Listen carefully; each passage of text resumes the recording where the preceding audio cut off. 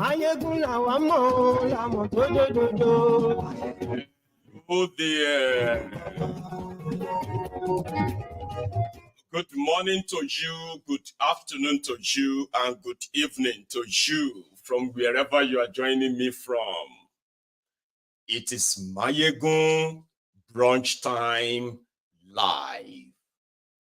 Thank you so much for joining me again. And you know what we do, or what we have been doing in the past couple of days now, and that is going through this piece of historical work on Nigeria, a fatherless people, the secret story of how Nigerians missed the road to the promised land by Dr. Bello. And of course, it can be a little bit boring, but I'm happy that for those who didn't find it boring, in fact, they found it more intriguing. I've been keeping date with this. We are almost halfway, more than halfway into the book. So yesterday, we were able to read to the part where Bourdillon, the then Governor General in Nigeria, was making effort in bringing the North to meet the South, using the ongoing tribal division in the South, led by Azikiwe, and using that same provocation in the North in order to trigger them about the intention of the South to come and control them. Meanwhile, the whole goal is to bring both of them together and make an illusion, an appearance of a country, even though they are so far apart. The country they've kept apart for years, for more than 60 years, they decided to bring them together to form one. And that was where we were. And that was when Ahmadu Bello, Sardauna Sokoto, got introduced into the scene. And yesterday we didn't finish chapter 6. So we will this afternoon. And then we will get on to the next chapter, chapter 7. See how long that will take us.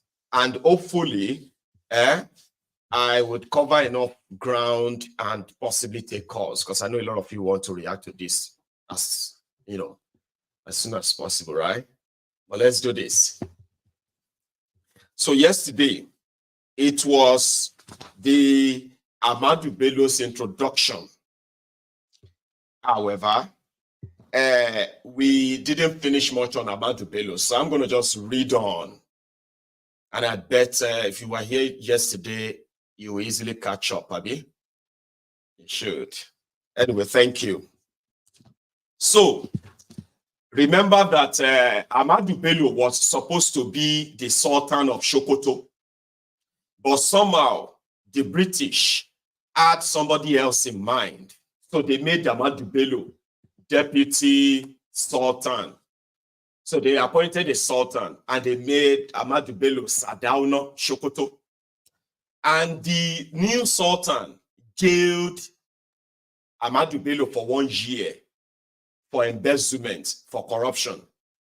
But the British quickly arranged a local government training course for him in England. So they saved him from going to jail, because they actually wanted to use him for something. And they did not want anything to stop them from doing that. Remember that part, right? Now let's continue. The British intervention changed the destiny of the two contenders. Okay, I think I've read that part already. So let's go to the next page. So when it came to party formation also, Bello's experience was very different from that of Awolowo. In the West, with the Action Group and Azikiwe in the East, with the NCNC.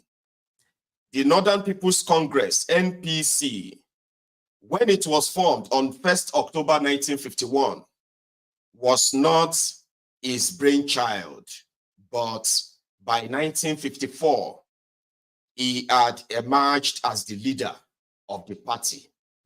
Again, this was largely due to behind-the-scenes work by Sherwood Smith. Like Azikiwe in the East, being one of the first of a new generation to be trained in Western ways, the role that had been mapped out for Bello was to be the champion of his people. At the headline level, at least, this was to be all the people of the North and only indirectly his Fulani people. The ground for his Northern unification or unification drive had been prepared well ahead of him with the creation in 1922 by Governor Hugh Clifford of what was to become Barewa College, as a school through which all the leading political figures from the North would pass. In keeping with Bourdillon's master plan, the Old Boys Association of Barewa College is reported to have started espousing the One North ideology in 1939. Bello's outlook, Bello's outlook for Nigeria was wholly shaped by this One North vision.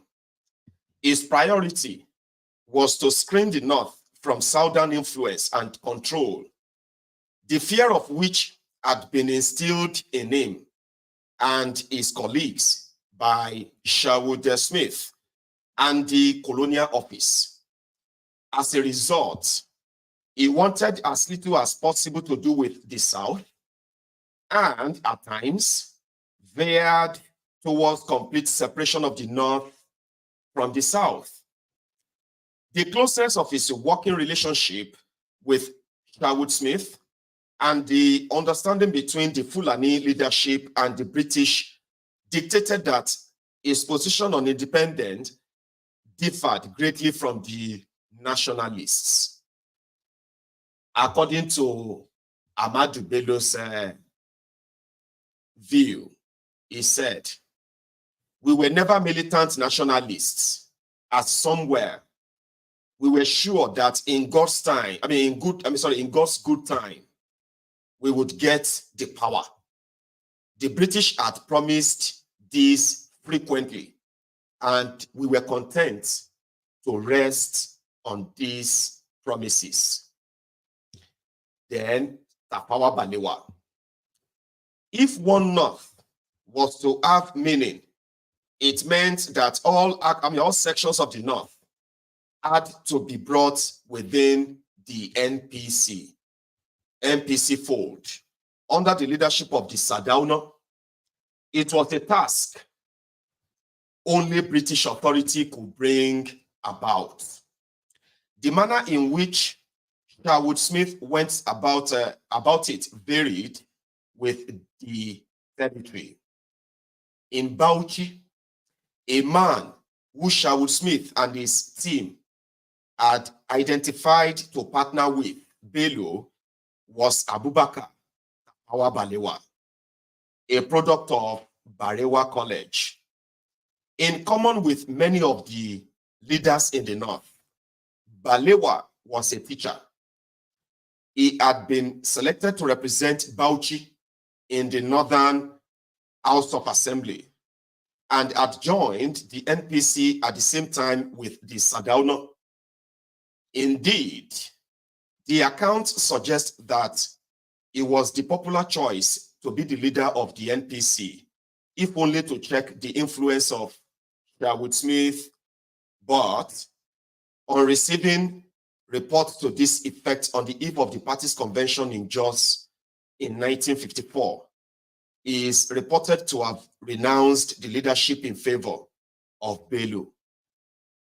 That the decision was influenced by Sherwood Smith and his team can be deduced from another account, in quotes. The Jos convention was perplexing because Balewa was the choice of many. Yet, Kano lorries came, which supported the Sardauna and Borno supported the Sardauna wholeheartedly. In fact, Borno, Kano, Sokoto, Zaria supported the Sardauna, and the Sardauna even had some supporters from Bauchi. Balewa's support came from Adamawa and Bauchi. Balewa was younger than the Sardauna and was very charismatic, but many supporters came from the NAs, whatever, and they supported the Sardauna. This was how, in the north, Ahmadu Bello from the northwest and Tafawa Balewa from the northeast were able to work together under a single political umbrella covering the whole of the north, while the south, Awolowo from the west and Azikiwe from the east, ended up forming rival political parties. Awolowo and Azikiwe were both devout Christians, just as the Sardauna and Balewa were devout Muslims.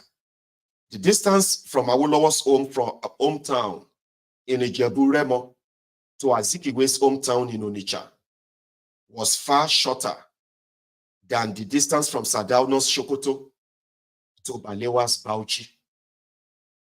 The fault and credit lay not in the individual actors, but with Bourdillon and his team, who devised and implemented the policy of promoting one north, while at the same time creating a divided south. The political unity of the north was made all the stronger by the clear line of authority in the power relationship that existed between Ahmadu Bello and as the premier of the northern region, and Tafawa Balewa as the prime minister of the Nigerian Federation, which appears in the biography of H.O. Davis as follows. I remember when we were in front of the Sardauna's house, when the Sardauna was not yet in the lounge. We all, including the prime minister, had to wait in front of the door. When the Sardauna arrived in the lounge and had taken his seat, the door was opened for us to go in. I observed that the prime minister took off his shoes before he entered, and naturally, all of us had to do the same. When we got in, the Sardauna was sitting on the chair, and the prime minister, on entering, sat on the floor in front of the Sardauna. We all had to do the same or kneel down. The Adamawa Fulani, the Kanuri, and the Middle Belt peoples. Adamawa and Borno presented a very different challenge to Sherwood Smith's quest to bring the whole of the North under Bello's leadership. Forceful action was required. According to Sherwood's account, the time had now come for drastic action in two specific administrations, both headed by powerful chiefs, where corruption and misrule had become a public scandal. Indeed, all chiefs must be made to realize that great changes lay ahead, and they must adapt themselves to those changes. The two administrations in question were those of Adamawa and Borno. Such matters were my personal responsibility, and it was to Adamawa that I went first. It was back to the Lugard pacification tactics of old, as Sherwood Smith gave the Lamido in Adamawa a straightforward choice between accepting retirement to another emirate on a pension, effectively exile, or being forcibly deposed. The Lamido in Adamawa chose retirement. The Shehu of Borno was not so easy. It will be recalled that Borno had been brought into the empire by acquisition from France rather than through conquest by Lugard as with the rest of the North. This and the distinct Kanuri language had compelled the British to settle for a light grip on the territory. It was very different from the intimate relationship they had with the Fulani. The Kanuri people, having driven the Fulani out of Borno when Uthman Dan Fodio had attempted to carry his jihad into their land, were never going to willingly accept coming under Fulani leadership through the person of Bello. Only with a show of British military readiness to force the situation, and with Sherwood Smith sitting by his side, did the Shehu of Borno give in to the changes insisted upon. As for the non-Muslim people of the Middle Belt in Jos, Benue, and Niger, Sherwood Smith adopted a more diplomatic approach by impressing upon the leadership of the NPC the imperative of giving key players from these regions a role on the executive council of the party. Ahmadu Bello's appointment as premier of the Northern Nigeria in 1954 gave him the platform and authority with which, with the guidance and assistance of Sherwood Smith, he was able to make the necessary changes in leadership across the North. The number of concessions to traditional leadership which occurred between the time Sardauna becomes premier in 1954 and independence in 1960 is considerable. During the same period, 1954 to 1960, a number of chiefs are disposed, abdicate, or voluntarily resign. The general pattern is for appointments to be made of younger, Western-educated men, or of men who have allied themselves with the Sardauna in one way or another. Aminu Kano, one northerner who was not selected by Sherwood Smith and who was therefore less amenable to his plan, was Aminu Kano. Despite having been colleagues with Balewa at Barewa College and the University of London's Institute of Education, he pursued a political path which took him into collaboration with Azikiwe, Nnamdi Azikiwe. Aminu Kano had been a member of the Arewa organization, out of which the NPC was born, alongside Balewa and Bello, before breaking away to form the Northern Elements Progressive Union, NEPU, as the first political organization in Northern Nigeria on 8 August 1950. The break was ideological. He and other young Northerners wanted to dismantle the feudal order, which NPC was bent upon preserving. This socialist, class-based ideology marked NEPU as a threat to the, this socialist class-based ideology marked NEPU as a threat to the One North agenda. It manifested in NEPU standing in opposition to NPC's North First outlook, and in Aminu Kano lining up with Azikiwe and his One Nigeria position. The intrinsic appeal of NEPU's reform agenda for the North was obvious. It was only inconvenient to the British plans. The moral dilemma for those responsible for implementing the policy was revealed by Sherwood Smith himself. He wrote, "I had always been a fervent believer in the Lugard doctrine and in the part that the chiefs of the North must play in the administration of the country. But I had always instinctively felt also that it was wrong that they should be forever sacrosanct in their persons, and that the system that they represented should remain inviolate for all time. Surely, neither common justice nor sane politics could permit the continuation in office of men in whose name or at whose instance the poor and helpless were oppressed. Yet, to take just one example, there was a chief in Niger province who represented all that seemed to me objectionable in a ruler. As a judge, he was venal. As an administrator, he was extortionate, rather. His word was valueless, and his fingers were forever sticky with other men's honey. His people disliked and despised him, yet he would not change. It seemed that no other course remained short of deposition. But when I made my case to my chief commissioner, he replied, What, Sherwood Smith? Depose the second-class chief? Heaven forfend, whatever.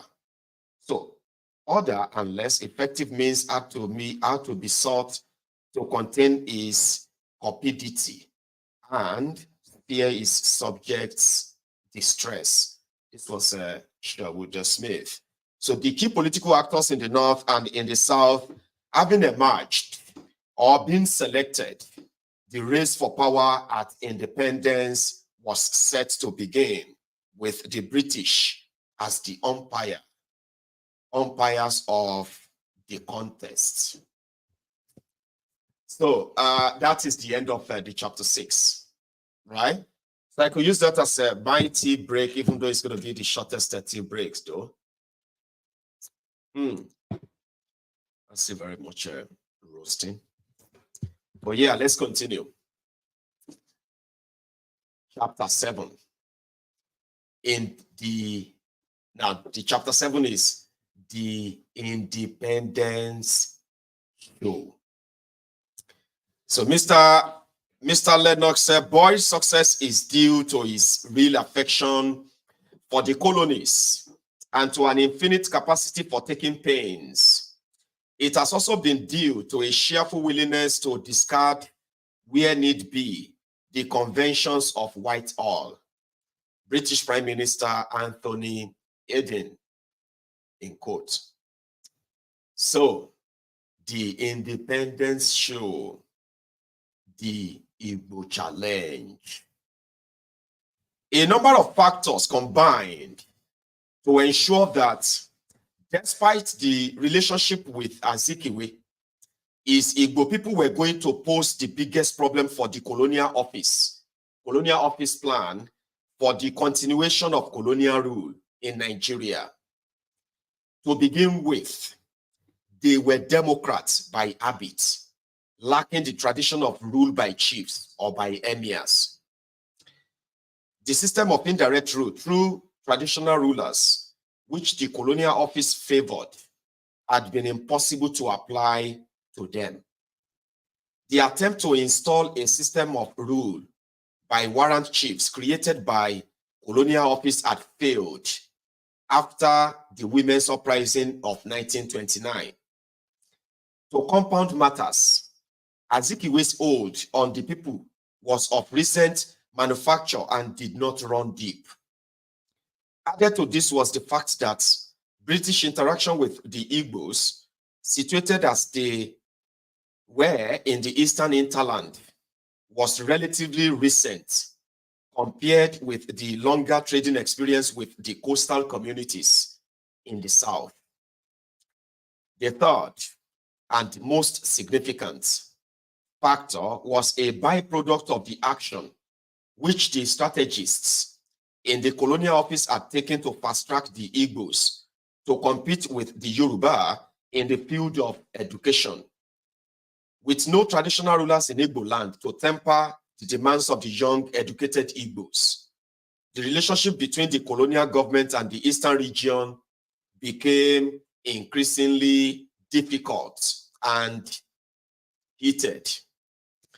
In their grand planning to check and contain the power and influence of the first group of educated natives from the southwest, the British strategists had created a new group of educated natives in the southeast. Azikiwe himself was far from dependable. He was often torn between his instincts as an anti-colonial campaigner born of his education and American experience, and the bond that he had struck to work with the British. The colonial government's plan for self-government after the war was a theme that he had visited previously in his pilot newspaper.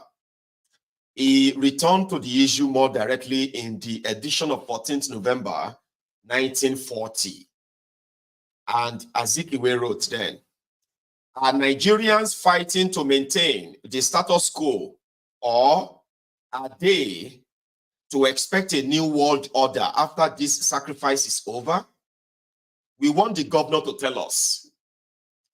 This was, of course, the same question that the American President Franklin Delano Roosevelt was asking of British Prime Minister Winston Churchill in the negotiations which were ongoing between them over America's entry into the Second World War and over the terms of the Atlantic Charter.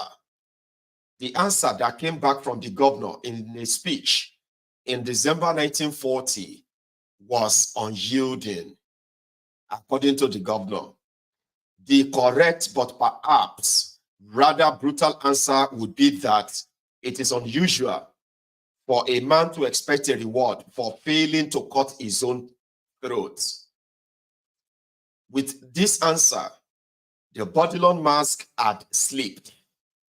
The rebuff, followed by the publication of the Atlantic Charter on the 14th August 1941, was to signal a hardening of the relationship between the nationalists and the colonial government. Governor Arthur Richards. In character and style, Governor Richards' appointment was the colonial government's response to the changing relationship with the nationalists now that the empire had come through the attack by Hitler's Germany and outlived the champion of decolonization, US President Roosevelt. It was an attempt to reassert the authority of the empire. The days of the warm and personal style of Bourdillon was over. It was now to be a matter of hard talking on both sides. When Bourdillon had first set out for Nigeria from Liverpool back in October 1935, his companion on the ship was Sir Arthur Richards, who was then the governor of the Gambia.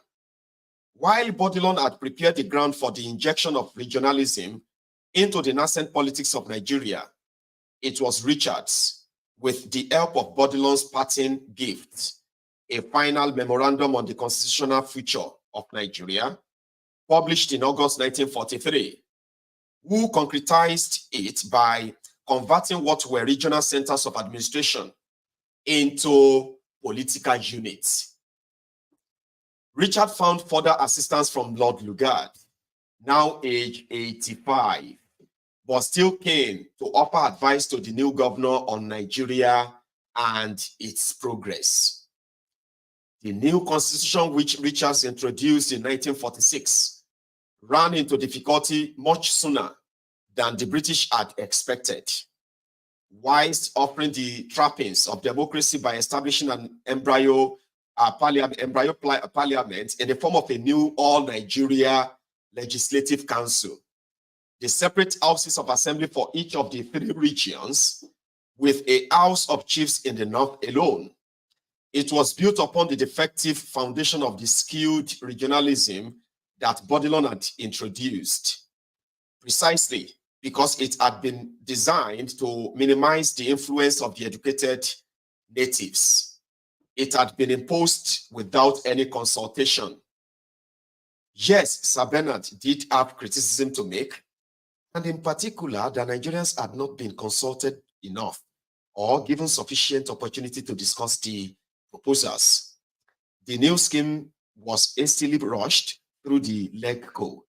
Local opinion was not sounded, and such an ex-cathedra imposition of reforms was a maladroit example of the way a colonial government should not behave. It is scarcely surprising that Nigerian nationalists had similar criticism to make about the way their constitution had been thrust upon them.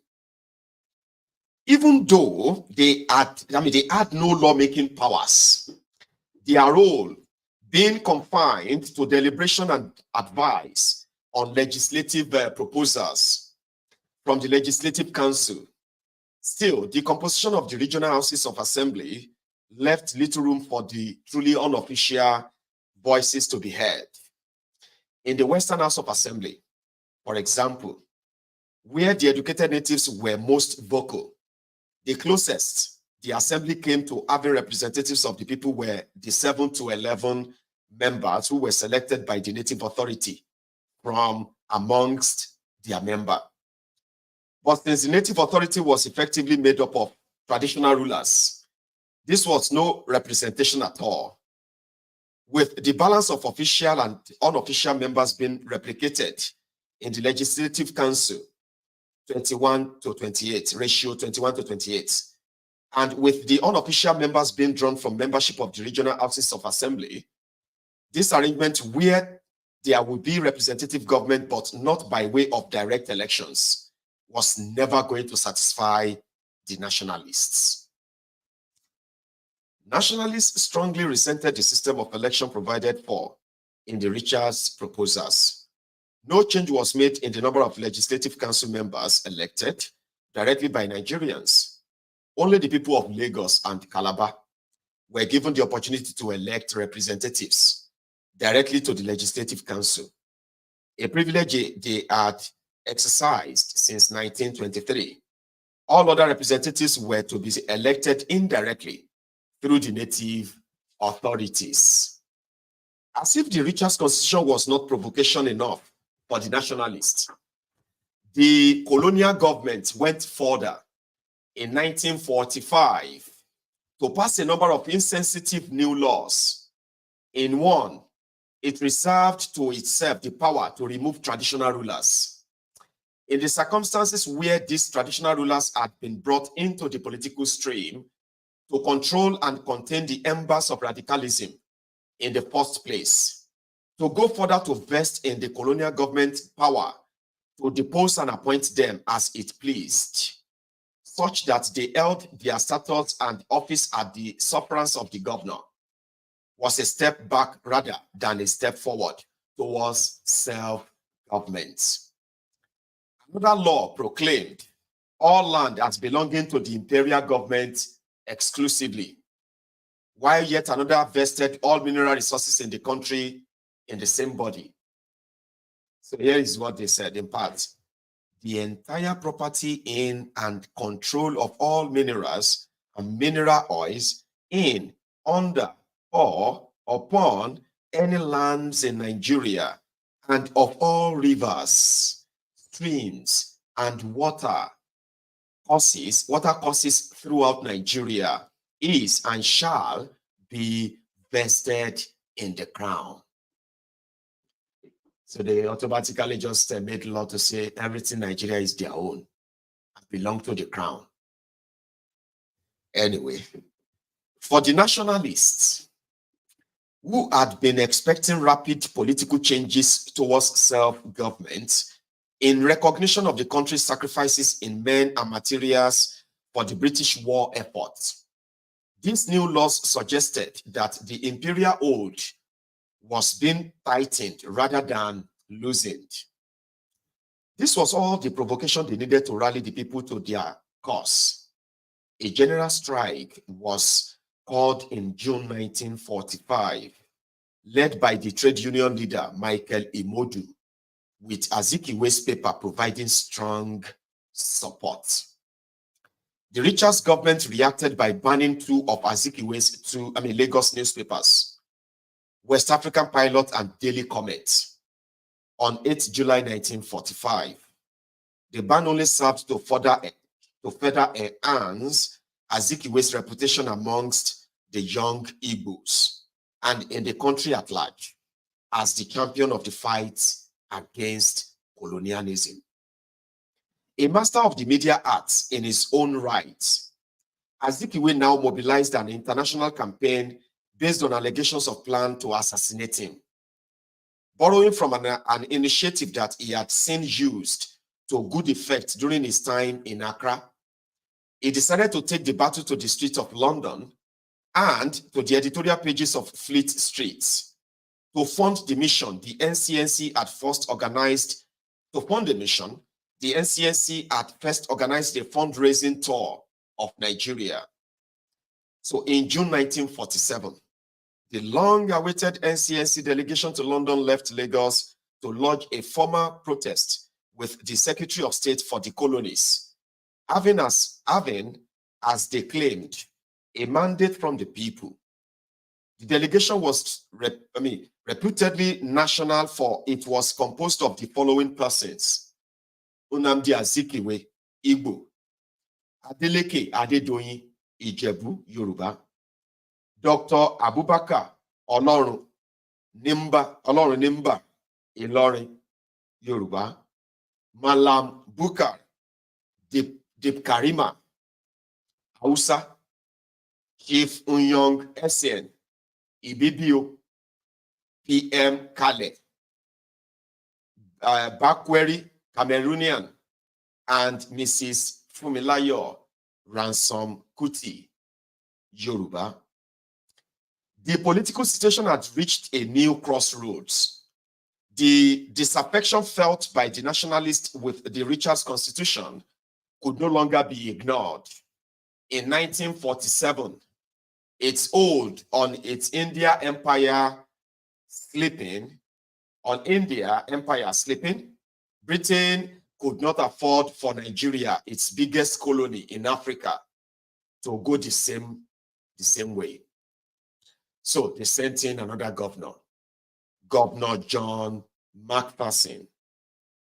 On the 5th of February 1948, Sir John Macpherson replaced Arthur Richard as governor of Nigeria. Macpherson was no stranger to the issues.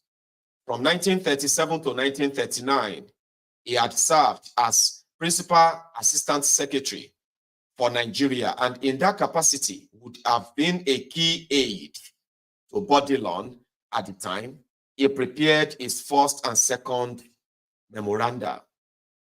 Under Macpherson, there was an acceptance that the policy of shutting the educated natives out of the administration of the country's affairs had failed. The strategy now was to contain their influence. In May 1948, a Nigerianization Commission was established to make recommendations for the active recruitment and training of Nigerians for the responsibilities which lay ahead with self-government. 3 months later, in August 1948, Macpherson announced proposals to conduct a detailed review of the hated Richard's Constitution. Ahead of the new constitutional changes, there was to be full consultation by way of a national conference. So a series of conferences were to be held, first at village and divisional level, and then at provincial level, when the various provincial conferences would make recommendations to be considered by the regional conferences. The views of the 4 regional conferences were then to be considered by a drafting committee and then a general conference. And the resolutions of this conference would then be debated in the regional houses and by legislative council before being submitted to the governor and the Secretary of State for the colonies. But retreat by the colonial government was not surrender. Every concession to the nationalists was offset by a forward measure towards Macmillan's visions of a third British Empire, which was to be realized by granting independence on Britain's terms. To retain influence after power may have gone. In the meantime, Azikiwe's speeches became increasingly strident in tone, borrowing from his experience from America to stoke the passions of his young followers. The people of Nigeria cannot continue to accept as their destiny the denial of human rights. We too have a right to live, to enjoy freedom, and to pursue happiness like other human beings. Let us reinforce our rank and file in the fight for freedom, no longer suffering in silence and whining like a helpless dog, but striking back with all the force at our command when we are struck, preferring to suffer the consequences of pressing forward our claim to legacy of freedom than to surrender our heritage to the spoilers and usurpers. Be of good cheer, but my compatriots. Freedom is within our grasp. Shall we let it slip away? Shall we relapse into the dungeon of fear and the servitude of hesitation? Let us no longer quake or doubt about our capacity to enter into our rightful heritage. Why not deal one blow in a gamble for national liberty? Let there be no mistake about our future.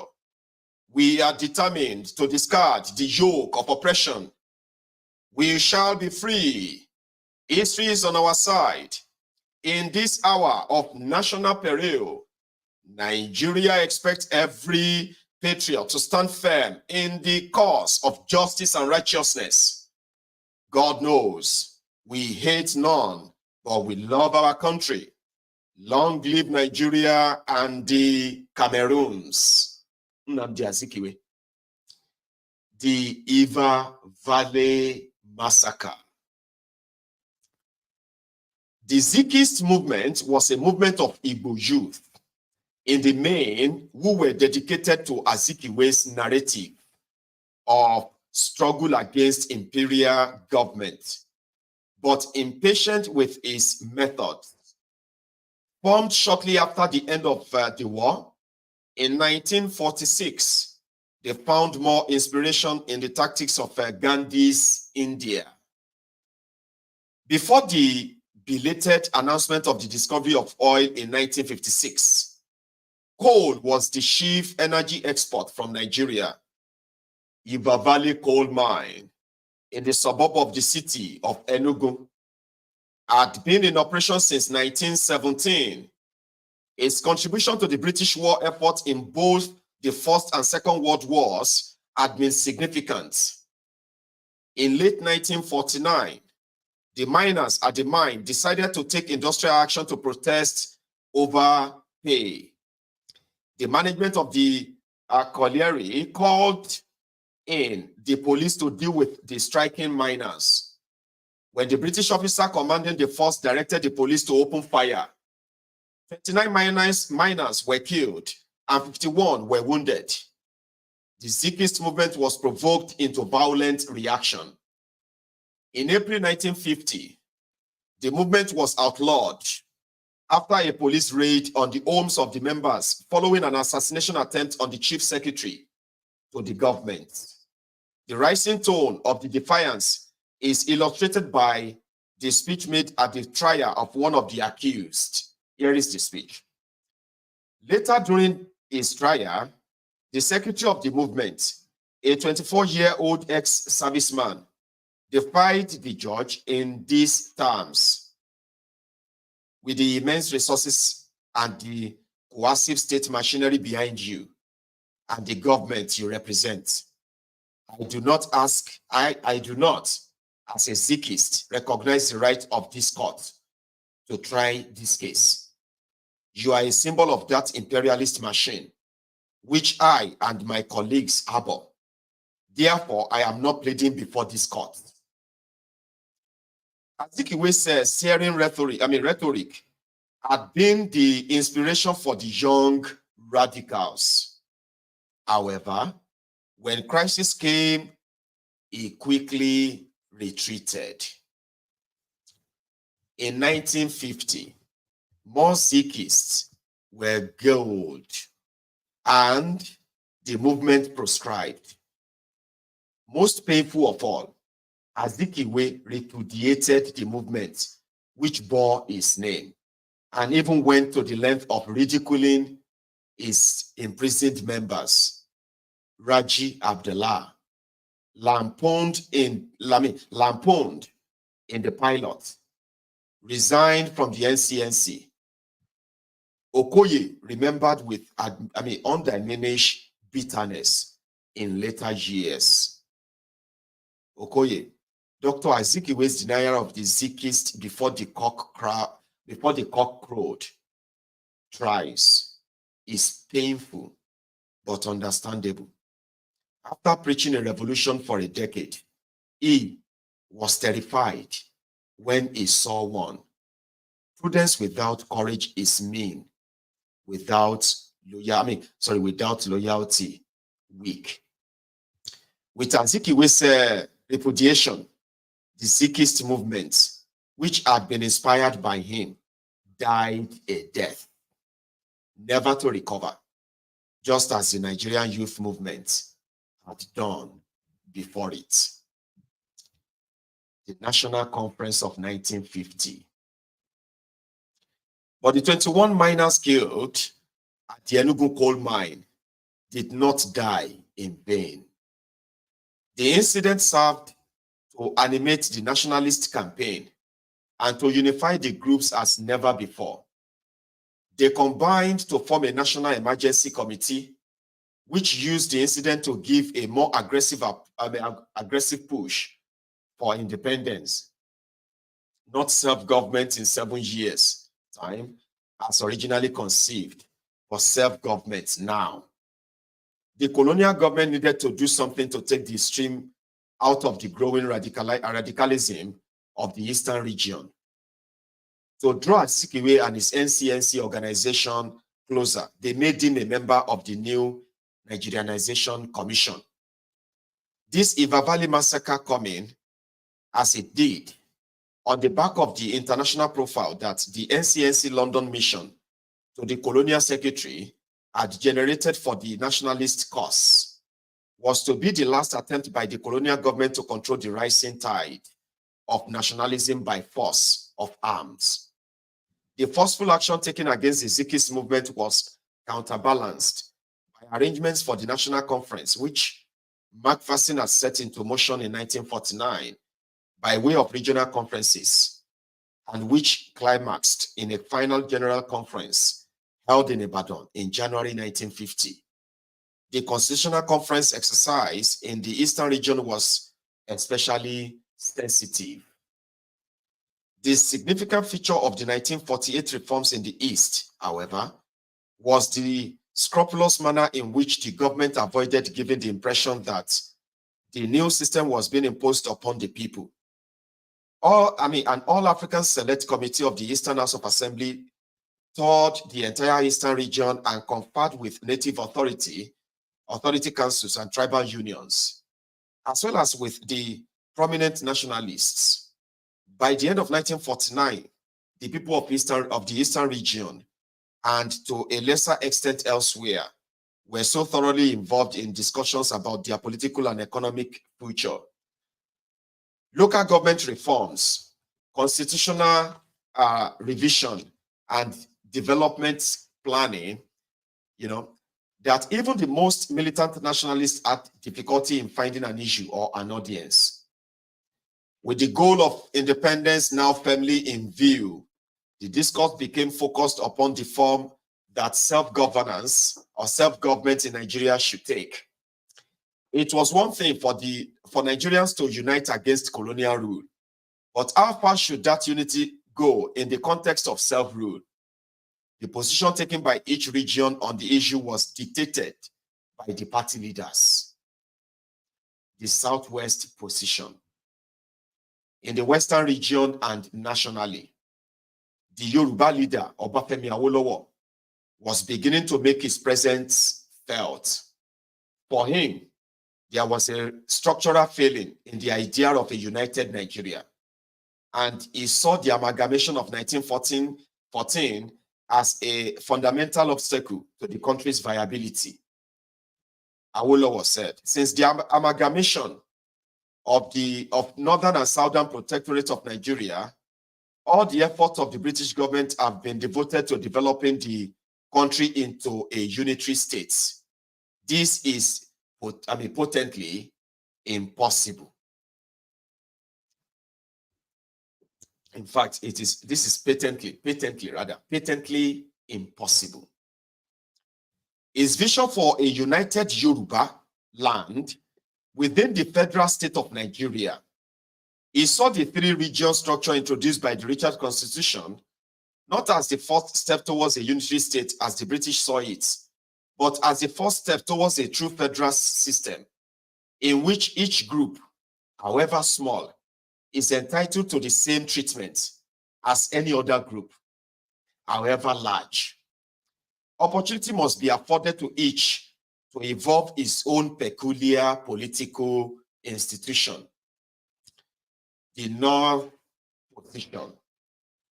The starting point in Ahmadu Bello's position was that, left to themselves, the North wanted nothing to do with the South at all. And it was only the pressure from the British that had brought them to the table. From this standpoint, the structure he favored was the one that would best preserve the North way of life. On the issue of the governance structure for Nigeria, his vision was not far removed from Awolowo's regionalism. According to Ahmadu Bello, Nigeria is so large and the people are so varied that no person of any real intellectual integrity would be so foolish as to pretend that he speaks for the country as a whole. Nobody speaks for the country, for Nigeria as a whole. Only a foolish person or a stupid criminal, like all your Nigerian politicians who say, I speak for Nigeria when, you don't speak for anybody, God damn it, you don't speak for me. Nobody speaks for anybody, for the whole Nigeria. You speak possibly for your people, whoever they are. You do not speak for me. You do not speak for my people. And you do not represent me in anything. And these old guys knew that. They were honest. Until Azikiwe started speaking his grammar of his one Nigeria, one Nigeria. Here, the Southeast position. To begin with, the NCNC's position was little different from that of the Northern and Western regions. Such difference as existed was only in the detail of the application for the principle of federalism or to the Nigerian situation. But then, Azikiwe suddenly changed his stance. Azikiwe had advocated a federal system for Nigeria with 8 protectorates, some of which would roughly coincide with tribal boundaries.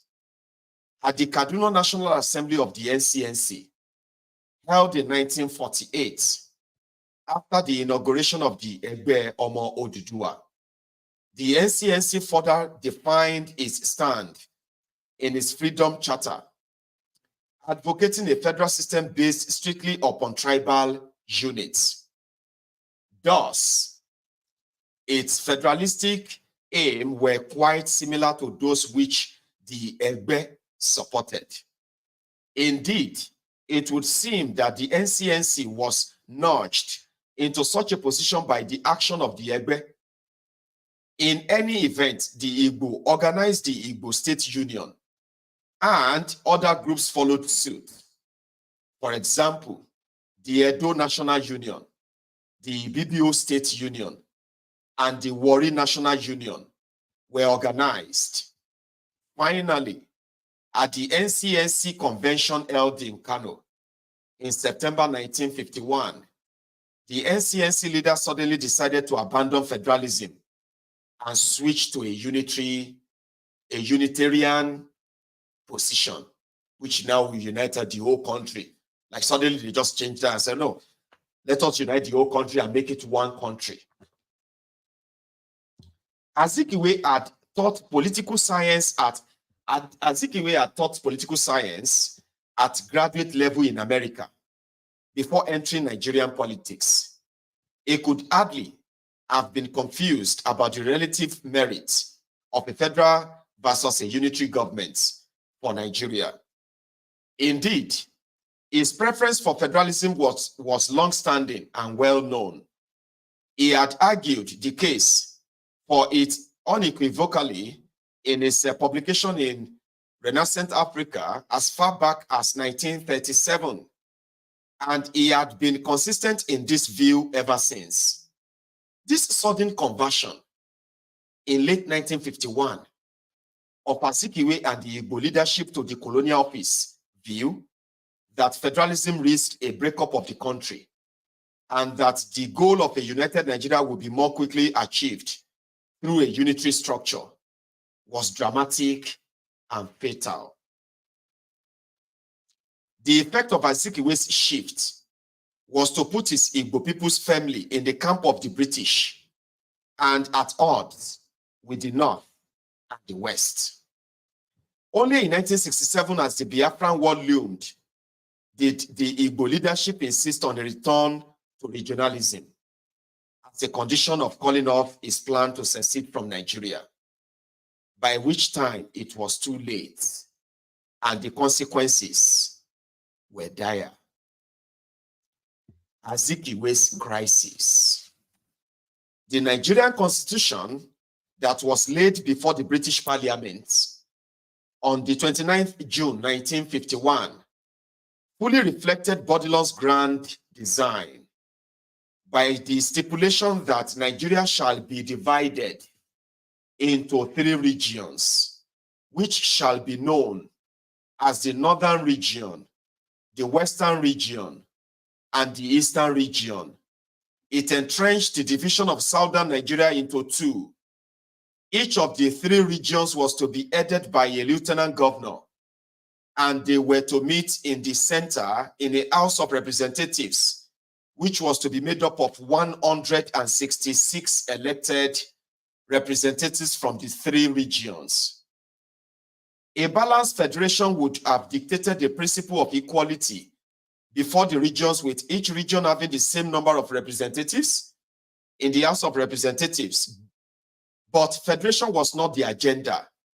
The outcome of what was supposed to be a dialogue between Nigerians to decide for themselves and in their own interest on the political arrangements they were going to be responsible for running was distorted and corrupted by the interests and behind the scene tampering of the imperial umpires. With Bourdillon's measures for the Northern Awakening having started in earnest only just before his departure in 1943, it was clear by the time this national conference was taking place in 1949 that the North had not had sufficient time to prepare for the encounter. This led to the situation where the British were battling for the North, while at the same time playing the role of umpires of the match. Bourdillon's biographer argues strenuously against the suggestion that it was this interference that distorted the contest. Bourdillon's biographer wrote, Bourdillon's success in February 1943 owed much to the progressive feelings which, though latent, did exist in the North. It was also the culmination of the excellent relations with the emirs which he and his wife had been fostering since 1935. Nor can the governor's achievement be gainsaid by the assertion that he won over the emirs by promising them as many seats in the Central Council as the Eastern and Western provinces put together. A rather shady deal that redounded to the constitutional detriment of Nigeria and untimely to the civil war of the 1960s. There is no evidence for this view. That the author had not opened his mind to the available evidence is clear from the fact that he made no reference to Sherwood Smith's memoir, nor to Sherwood Smith himself, even though the memoir had been published in 1969. Almost 20 years before his biography of Bourdillon. This is curious Given Sherwood Smith's self-proclaimed leading role in implementing Bourdillon's plan in the North, the denier is certainly not consistent with the advice which Sherwood Smith was to give in similar circumstances to Tafawa Balewa in preparation for the 1957 Constitutional Conference on what to insist upon to secure the North position in an independent Nigeria. The upshot of the conference was that instead of equilibrium between the North and the South, the Northern region was allocated the same number of representatives as the two Southern regions combined, with the consequence that the North could never be outvoted, even if the two Souths joined forces. But in the event of any division between them, the North could ally with one or the other. This 50-50 divide had been sold to the Southerners as a compromise from the 56-44 split that it was said the North would have been entitled to insist upon as seats being allocated on the basis of the population count between the regions. This, of course, depended upon the validity of the population claim. The claim was dubious, not only because the British, who had taken sides in the contest, were the ones making the claim, but also because there had been no proper population count in the sense of census prior to the Macpherson Constitution being laid before the UK Parliament in June 1951. Such an exercise made little sense under the colonial regime since outside of Lagos and Calabar, the people had no votes. The regime had always relied upon population estimates only. The only census conducted by the colonial regime started in 1952, by which time the constitutional arrangement which the figures were supposed to legitimize had already been promulgated. Coming, as it did, after the assertion that the North was more populous than the South, the exercise was tainted from the outset. Bias aside, the questionable reliability of the count is evident from the following account given by Mr. John Hilary Smith, CBE, Deputy Secretary to Prime Minister Balewa, until just before the first coup of January 1966. According to John Hilary Smith, I work on the census full-time as an ADO in Kano province, the only expert involved full-time. Enumeration began on 7th July, and in the far north coincided with the first rains. As everyone hastened to plant, the fear was that there might be no counting at all. Lazy enumerators, often schoolboys in a generally illiterate society, and not all keen bush trekkers, might opt to ignore isolated homesteads, and in deference to Islamic practice, there was no actual head count. The head of each household had to list all those within it. It was easy to forge a child or two. It was all fake population from northern Nigeria. Fake. But they sold it anyway, and they started planning the new country based on that fraudulent censor. The British planned it. Britain planned it. The Nigeria you have today is the Britain creation, British creation, the way they wanted it to be. So we can continue killing ourselves just to maintain the Britain's or British creation. Remember that. Despite overreach, the 1951 Constitution still represented a significant milestone. Sorry, give me a sec. I need to give our listeners on TikTok, you know something? Let me take a break. I actually need that break. I will read on after that paragraph. So the fact that Nigeria is Britain creation is no longer lost on us, except for those who probably still feels like they are defending one Nigeria based on what they believe their ancestors, or I don't know, those who have been lying to all of us that we have something to defend. And the reason why you have nothing to defend and your defense of Nigeria is pure waste of time and pure waste of life is the fact that you were never involved in its creation. And the purpose was, the, what do you call it, the planting of tribalism, ethnicism, religious fanaticism, intolerance, and all of that. Britain planted all of that in Nigeria. It is clear now. It is clear now that if you are an Igbo man and you don't like me as a Yoruba man, I think it is practically not your fault. As a Yoruba man who doesn't like an Hausa man, apart from all these atrocities of the Fulani terrorists too, so I'm not giving them a pass. A Yoruba man that doesn't like a Fulani man, I think it is obvious why now, even though we're not supposed to have Fulani in Nigeria at all. You know that there was never supposed to be a Fulani in Nigeria. The British helped the Fulani to continue their jihad by maintaining the status quo of their subjugation and the takeover of their Hausa land, killing of all their chiefs, all of their kings, imposing emir. In fact, it was the British that created the position of Sultan as well, historically. Uthman Danfodio did not even make himself a Sultan. He only made himself Amir. Amir is like the teacher. Do you understand? Amir is like an emir. It was the British that created Sultan. And that's why you're now having the Emirates, the Sultanate of Sokoto. All these were their creation. And you look at us today. We are fighting for one Nigeria.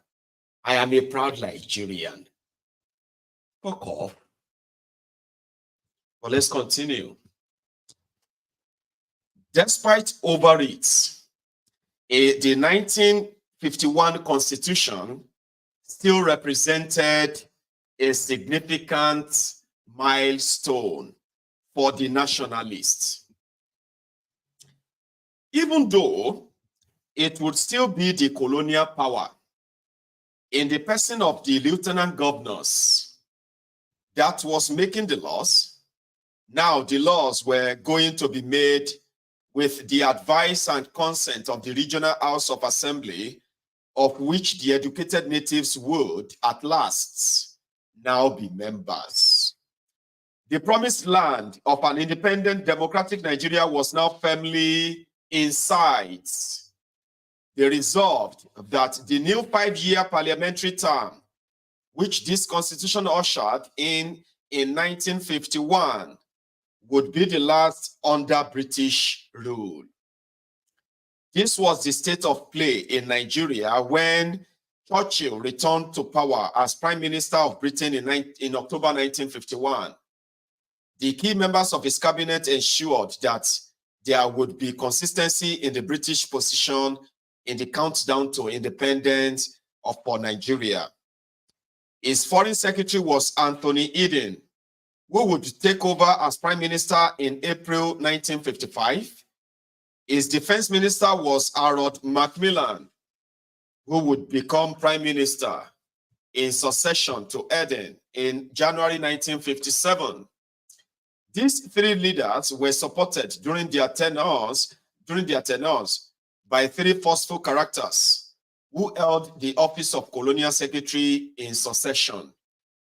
Oliver Littleton, October 1951 to July 1954.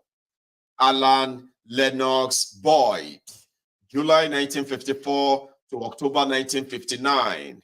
And Ian MacLeod, October 1959 to October 1961. In these men, the nationalists faced formidable opposition to their agenda for Nigeria. The challenge was compounded by the fact that while the British team were united in their objective of securing the best arrangements to secure British national interest post-independence, on the Nigerian side, there was no common ground, not even on the headline issue of ending British rule. The seeds of disunity which Bourdillon and his team had sown amongst them were very quickly manifested in the first trial run of the new constitution, with the election to the new regional assemblies in November 1953, or 51 rather. With only one Northern House of Assembly to which all Northerners could aspire for election, regardless of whether they were Northeast, Northwest, or North Central, election in the North passed with little rancor. The Northern People's Congress, NPC, held the Northern House of Assembly unopposed. The idea of leaders in the North campaigning before the masses for their vote was, of course, alien to the North. To the Caliphate tradition. And so special provisions had been made in the Constitution for indirect election, with the emirs effectively acting as an electoral college. No independent candidates made it to the Northern House of Assembly. Even Aminu Kano, the NEPU, the NEPU leader, failed to make it through. In contrast, the arrangements for the South, where there were now two regional houses of assembly, saw unbridled competition. Not only were there many more political parties, many more candidates campaigned and were elected as independents. By the end of the exercise, the Pandora box of ethnic politics had been well and truly opened between the Yoruba and the Igbos in the Western House of Assembly, and between the Igbos and the smaller ethnic groups of the Eastern region in the Eastern House of Assembly. To shield the North from an invasion from the South political influences, the British framers of the Constitution had taken care to ensure that elections to the National House of Representatives would be indirect, with members of the House of Representatives being elected from amongst the members of the House of Assembly of each region. Since the only way to national politics was through the regions, there was little point in political parties extending their campaigns outside of their region. What was envisaged was that the political parties would confine their activities to within their own regions. This was the line taken by both Bello's NPC in the North and Awolowo's Action Group in the West. Azikiwe's NCNC, however, decided to contest both the Western House of Assembly and the Eastern House of Assembly. In the East, although many stood as independents, NCNC was the only political party. Having won the largest number of seats in the Eastern House, it simply invited successful independents to come under its political banner. The elections to the Western House or Western Region House of Assembly ended in controversy, with NCNC claiming that it had won the largest number of seats in that house also, and that Azikiwe was only cheated of the premiership of the Western region by Yoruba members of the NCNC, cross-carpeting to the Action Group. The cross-carpeting controversy. The door had been left open for Azikiwe's attempts on the Western region by the timetabling, which ensured that the election in the Western region took place ahead of the others. The plan was to exploit the two weakest links in Awolowo's Action Group's hold on the Western region, the two major cities, Lagos and Ibadan. In Lagos, Azikiwe and the NCNC had already inherited the political legacy of the dominant Lagos politician Abat Macaulay. In Ibadan, the key political figures were Adegoke Adelabu, supported by the then Alaafin of Oyo. They claimed that NCNC won the largest number of seats in the Western House of Assembly in these elections has been controversial. In Azikiwe's own account, written in 1970, when he had time for reflection, he stops well short of conviction and of the claims made on his behalf by some commentators. Towards the end of 1951, I stood for another election, this time to the Western House of Assembly as a representative of Lagos under the McPherson Constitution, and I topped the poll. The NCNC was under the impression that it had won the Western House of Assembly election with 43 members out of 80. As it turned out, 20 of the legislators who were known or regarded as NCNC members or supporters or sympathizers decided to align themselves with another party. Not only did the NCNC not have a party manifesto in these elections, it also did not publish a list of members, as the parties were required to do. The party was including in its candidates who had successfully stood on other platforms or as independent, whom it calculated upon bringing into its fold.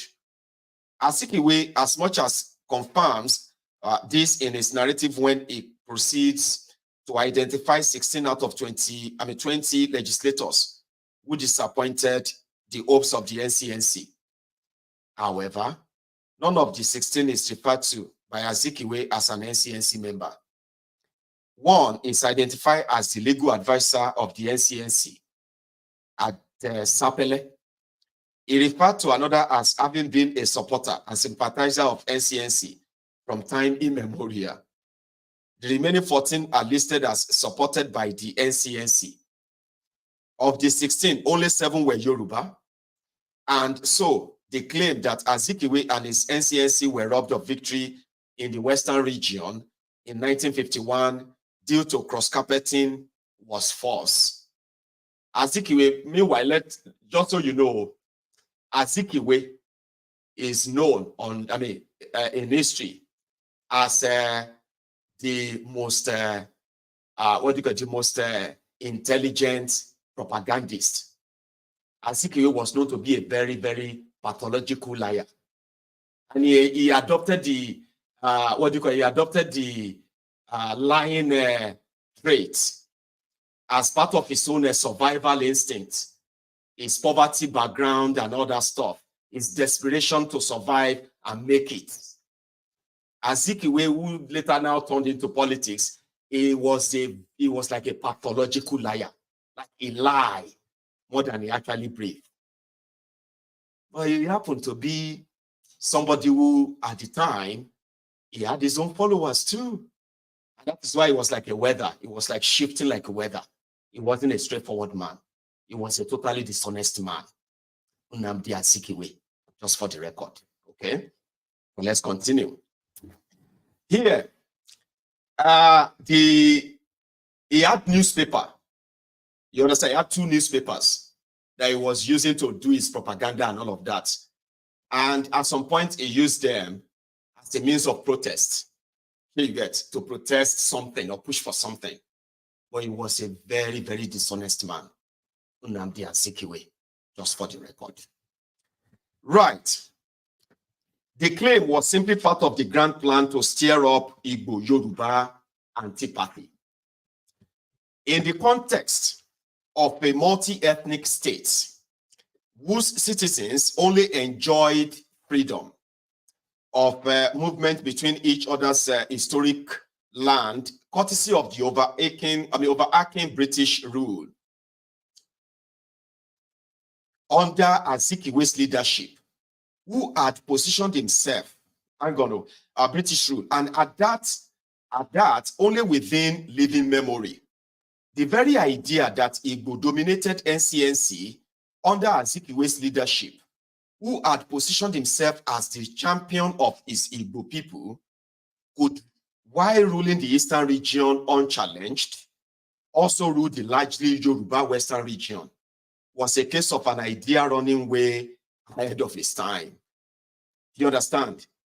He had that premonition that because he grew up in Lagos, definitely, the Yorubas, at that time, the Yorubas were for him. It's only that some people were using tribe to deny him the right to rule the Yorubas of the Western region. as provocative as that was, I would be mad. If I was living in the era of Azikiwe, I would be mad. And you can now understand why they were able to successfully plant the hatred between the Igbos and the Yorubas due to the political machination of one man. And that became a generational thing. Yorubas are betrayers. Yorubas are liars. Igbos are liars. Igbos are this. All these things started in the 40s and the 50s because of the political machination of one man, Nnamdi Azikiwe. Let's move forward. Right? Azikiwe's failed attempt to dominate Western region politics was to backfire on him dramatically as the first sitting of the new House of Representatives on Tuesday, 29th January 1952, found him in the embarrassing position where he had no seat in the House. Not being a member of the Eastern House of Assembly, he was ineligible despite that House being under the full control of his NCNC party. At the same time, he had no support for his candidacy in the Western House of Assembly, whose leadership he had gambled upon winning. The Igbo leader found himself stuck in opposition in the Western region House of Assembly. In the Western region, where the action group was in power, Azikiwe was the leader of the opposition. In the Eastern region, where Azikiwe's party was in power, the leadership of the government was entrusted to Eyo Eta, his lieutenant. Thus, on the eve of a new era in Nigerian constitutionalism, Azikiwe, who had contributed so much to the national awakening in the country and who had made the strongest bid for national leadership, found himself without formal power in any regional government or in the federal government. Furthermore, some of his ablest lieutenants either were private members of the Eastern Legislature or were not members at all. Most of the members of that chamber had been elected as independent candidates, but had been invited by Azikiwe to join the NCNC. Some of them held ministerial appointments, while Azikiwe and his immediate lieutenants lacked formal power. Some of those who possessed it did not owe loyalty to the NCNC. Azikiwe's residence in another region further endangered party discipline, then in an embryonic stage or embryonic stage, embryo. Azikiwe was in a political wilderness from which one British intervention could rescue him, thus exposing his dependency. The only way he was going to get to the House of Representatives was through the Eastern Region House of Assembly. His maneuvering to find a way in led to the first major constitutional crisis in the country, which exposed the ethnic fault lines within the Eastern region. In his biography, Azikiwe glosses over the crisis. He wrote, "Before the end of 1952, a crisis loomed in the ranks of the NCNC as a result of the unwillingness of certain NCNC-appointed federal and regional ministers to toe the party line. This is a long story which I hope to expand in a later volume. Consequently, I was drafted to contest an election into the Eastern House of Assembly and regularize this irregularity. The promise of more to come in a later volume was never delivered upon. To get back into the Eastern Region House of Assembly, Azikiwe needed that house to be dissolved. However, a drafting error in the 1951 Constitution meant that it was not possible to dissolve any regional House of Assembly without a dissolution of the Federal House of Representatives. Without an amendment of the Constitution by the British Parliament, Azikiwe was locked out of active involvement in central politics. The mistake of 1914 has come to light. In the wake of the controversies thrown up by the 1951 regional elections, the competition between Awolowo's Action Group and Azikiwe's NCNC now reached a new intensity.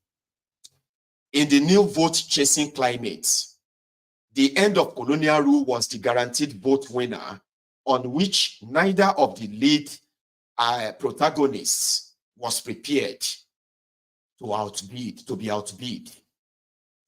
In the subsequent electoral contest between NCNC and the Action Group in the Western region, including Lagos, politicians and their followers became irrevocably committed to, if not prisoners of, the mutual target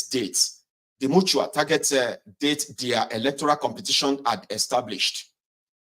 Thereafter, it would have been political suicide for either party to slacken its drive towards that year of destiny.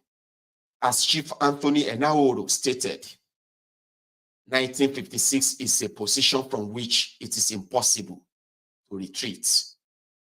On the 31st March 1953, the Action Group's Chief Anthony Enahoro rose to move a motion that this House accept a primary political objective, the attainment of self-government for Nigeria in 1956.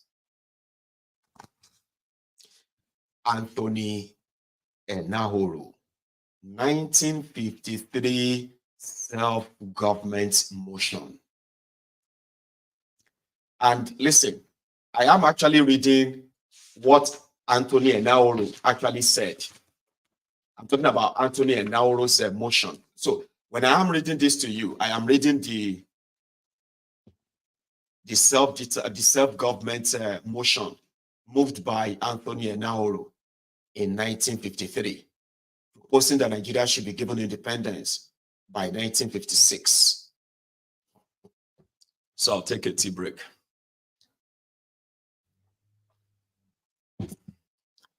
So if you are joining us on YouTube or Facebook, remember that the first thing you should do is to share the broadcast as many times as you can.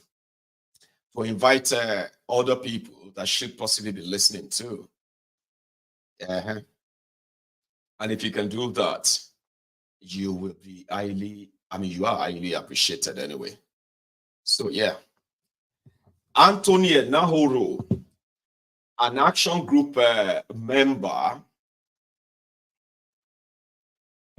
in the face of the divided South, orchestrated by the British colonial office, or British colonial office, decided to say this as a means of putting forward the readiness of supposed Nigeria, readiness to be, for self-government. It shouldn't have. They shouldn't even have, I know. Well, let's go. Mr. President, sir, I rise to move the motion standing in my name that this House accept as a primary political objective the attainment of self-government for Nigeria in 1956. Sir, this motion is an invitation to the honorable members of this House to associate the highest legislature of our land with the express the desire of the peoples of this country, whose views we all represent, for political autonomy in 1956. It seeks to provide representatives from all parts of the country with an opportunity to exchange views on the most burning questions of our time, It is an invitation to this House to make a declaration of objective with regard to Nigerian freedom. I do not propose, sir, to go into the argument for self-government because I am satisfied that it is generally accepted on all sides of the House that self-government for this country at some future date is a desirability. Therefore, I propose to deal with this motion in two main parts and very briefly. Namely, of what significance is such a declaration of objective? And secondly, why should the objective be 1956? Sir, I believe that a declaration of objective by this House has become a matter of supreme importance in our march towards self-government. For the time being, this legislature is the supreme voice of the people of this country. Although not all the majority decisions which have been taken in this House in the past could hope to survive the test of a referendum, it is essential, in my view, to assess by a formal motion of this nature the honest feelings of various sections of this House and to discover to what extent these feelings may truly reflect the aspirations of the politically conscious citizens of this country. Self-government is, after all, sir, a subject on which it is of the first importance that people should believe rightly, and I cannot overstress the great inspiration and succor which various political parties in this country would derive therefrom if the demand for self-government in 1956 were to enjoy the full force of the backing of the highest legislature of the country. Some honorable members may feel that the issue of self-government is not one for this House to decide. It may be argued that it has very little to do with the present administration of this country. But speaking for this side of this House, sir, we have always felt that the House of Representatives should serve a dual purpose in our political progress. Firstly, that it is our duty to utilize the powers which we now enjoy in this House to further the expansion of our economy and of our social services, and to remove obstacles on the road to freedom. Or secondly, and perhaps even more important, we must use this House of Representatives itself to continue the fundamental struggle for national freedom. One of the basic nerves in the furtherance of that struggle, and even though we carry it on with less violent methods than the people of Kenya have found it necessary to employ, it is nevertheless a struggle. It's a statement of our goal, and that is why, in my view, it is necessary for this House to express an opinion on this subject. A declaration of objectives, sir, is important in other respects. We and our people can be likened to builders. We have set out to build a new state. From the multitude of tribes in the country, we are striving to build a new and modern structure. Self-government is merely the foundation of that structure. This work of construction is a romantic idea to me, and I am sure that honorable members will agree with me that we are all proud and honored to be the architects, and that we should be grateful to Providence, rather, that this task has fallen upon our generation. But among the responsibilities which accompany this great honor and privilege is the important decision which none but ourselves can make as to when we shall strike the first sword in this new edifice. Many honorable members, sir, have had houses built for them. Others, like myself, may only have seen them built. In the north, I have seen peasants construct their own hamlets. For many years, these poor peasants must have planned and dreamed of their own little homes. They did not just sit by and hope their providence would create a new home for them. They did not say to themselves, I shall lay the foundation of my new home as soon as practicable. That is not planning. On the contrary, I am sure that they must have examined their own earnings and their business prospects over a period, then considered their commitments and found out where savings might be made here and there.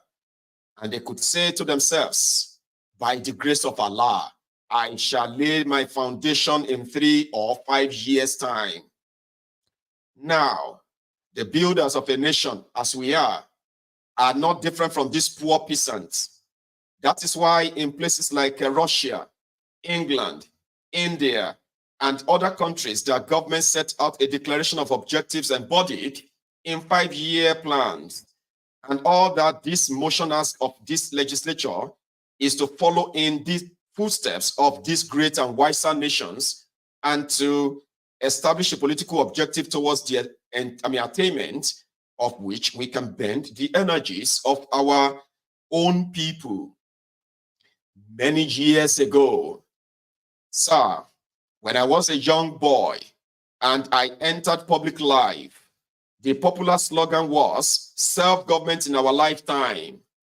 But as the country advanced, this slogan went out of vogue, and the new catchphrase was self-government as soon as practicable. That is many years back. As I have said, I do not wish to deal with the argument for self-government and our desire for freedom grew. But anybody who has kept pace with political advancement or with the trends of political thoughts in this country in the past 7 years will agree that the bare idea of self-government is no longer attractive. It's no longer enough. Whether it is expressed as self-government in our lifetime or self-government in the shortest possible time, or self-government in as soon as practicable, it has ceased to be a progressive view because Nigerian nationalism has moved forward from that position. The question in the public mind since the end of the war has been self-government. When? What time? What date? That is the question which this motion now invites honorable members who should be true representatives of that same public which is demanding an answer to answer. There is a third reason, sir, why a declaration of objective is important. We do not want to part with the British people with rancor. For many years, they have ruled us. We are not an unreasonable people. And like a good house servant, it is only fair that we should give our masters notice of our intention to quit so that they can effect arrangements either to employ new servants or to serve themselves. We do not wish to take them by surprise. On the contrary, we wish to invite them to cooperate with us in the attainment of our objectives.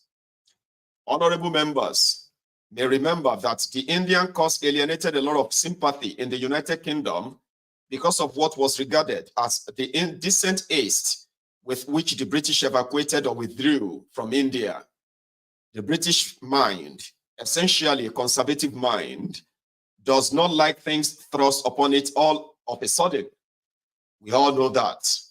This motion is designed, therefore, to acquaint the British public with what we are thinking, with what we are feeling, so that our agitation in 1956 for self-government will not come to them as a surprise. This motion will also afford the British government sufficient time within which to arrange gradual withdrawal and progressive transfer of power to Nigerians.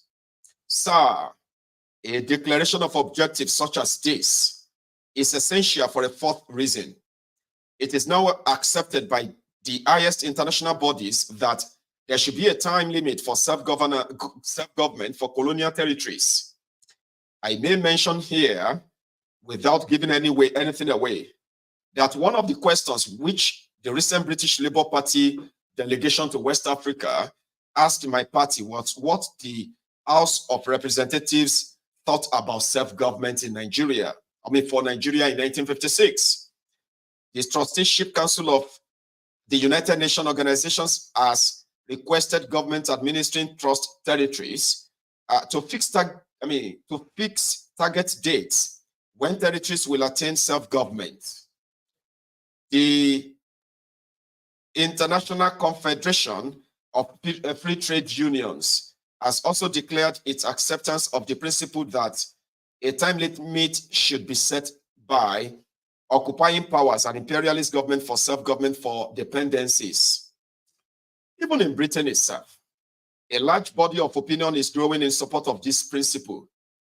I well recall, sir, that when I was in England last year, Mr. Fenner Brockway, a well-known socialist MP, said in the course of a colonial affairs debate in the House of Commons, in quote, I should like to urge upon this House and particularly upon the Secretary of State for the Colonies that if we are to secure the confidence, trust, and cooperation of peoples in the colonial territories, the best way to do it would be in discussion, consultation, and agreement with them to fix a target date when in each respective colony, the goal of self-government should be secured.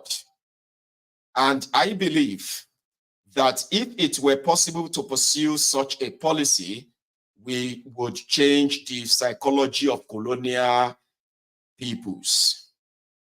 I myself think that that was a very correct assessment of our psychology. It is clear that such international organizations as I have mentioned and men like Mr. Brockway are thinking along the lines of this motion. And I think it is up to this legislature representing the peoples of this country to strengthen their hands. That, sir, is very briefly the first part of my argument explaining the significance of a declaration of political objective. Now, sir, if it is agreed that an objective should be declared, what should it be? It may be asked, why pick on 1956? Is not 1956 an arbitrary date? What considerations have led to the decision on this date? Mr. President, two of the many factors which had influenced our selection of this date are the factor of convenience and the factor of previous commitment. 1956 is convenient, sir, because it is a year which will see the end of the present constitution. The constitution order in council is dated 1951 and is supposed to expire in 5 years.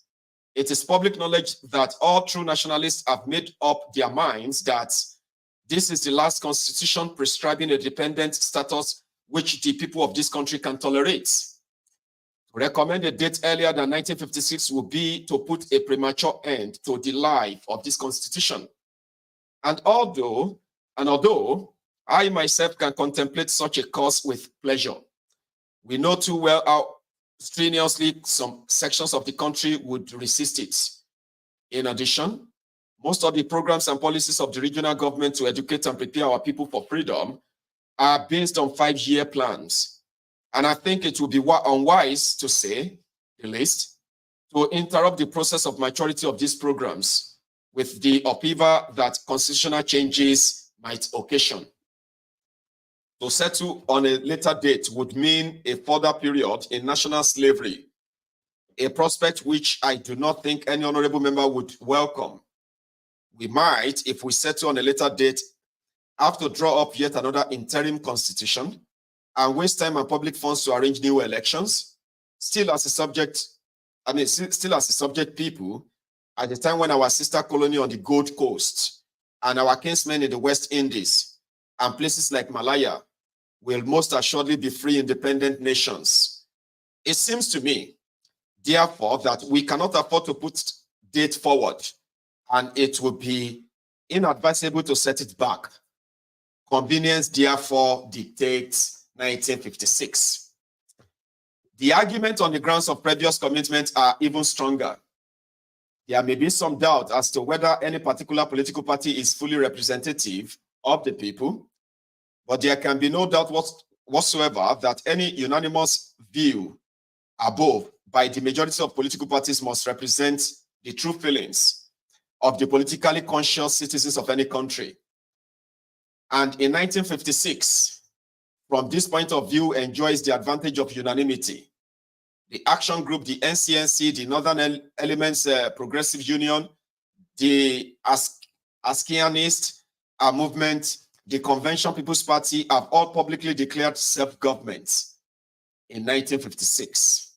And I am confident that today, on this historic day in the political annals of this country, I am confident that the Northern People's Congress will take the opportunity of this debate to associate themselves with the declared objective of all other true nationalists in this country.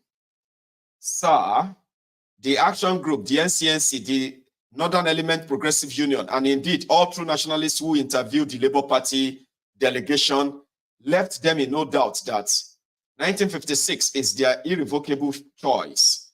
I myself, in the course of my tour of the United Kingdom last year, gave many interested organizations and our own students over there to understand that we are deeply committed to 1956. I am sure that Chief Bode Thomas, Chief Otto Prest, Mr. Aripo, and Mr. Nwakpa, who represented us abroad last year in their ministerial capacities, could not have failed to make this claim. Chief Bode Thomas has even gone further to publicize our ambition in Canada and New York to world personalities.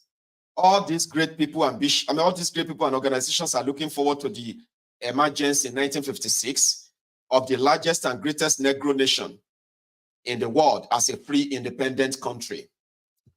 We have all, at one time or another, held out high hopes for 1956 to our own people at mass meetings, at public lectures, in the press and through other media. Our people are expectant.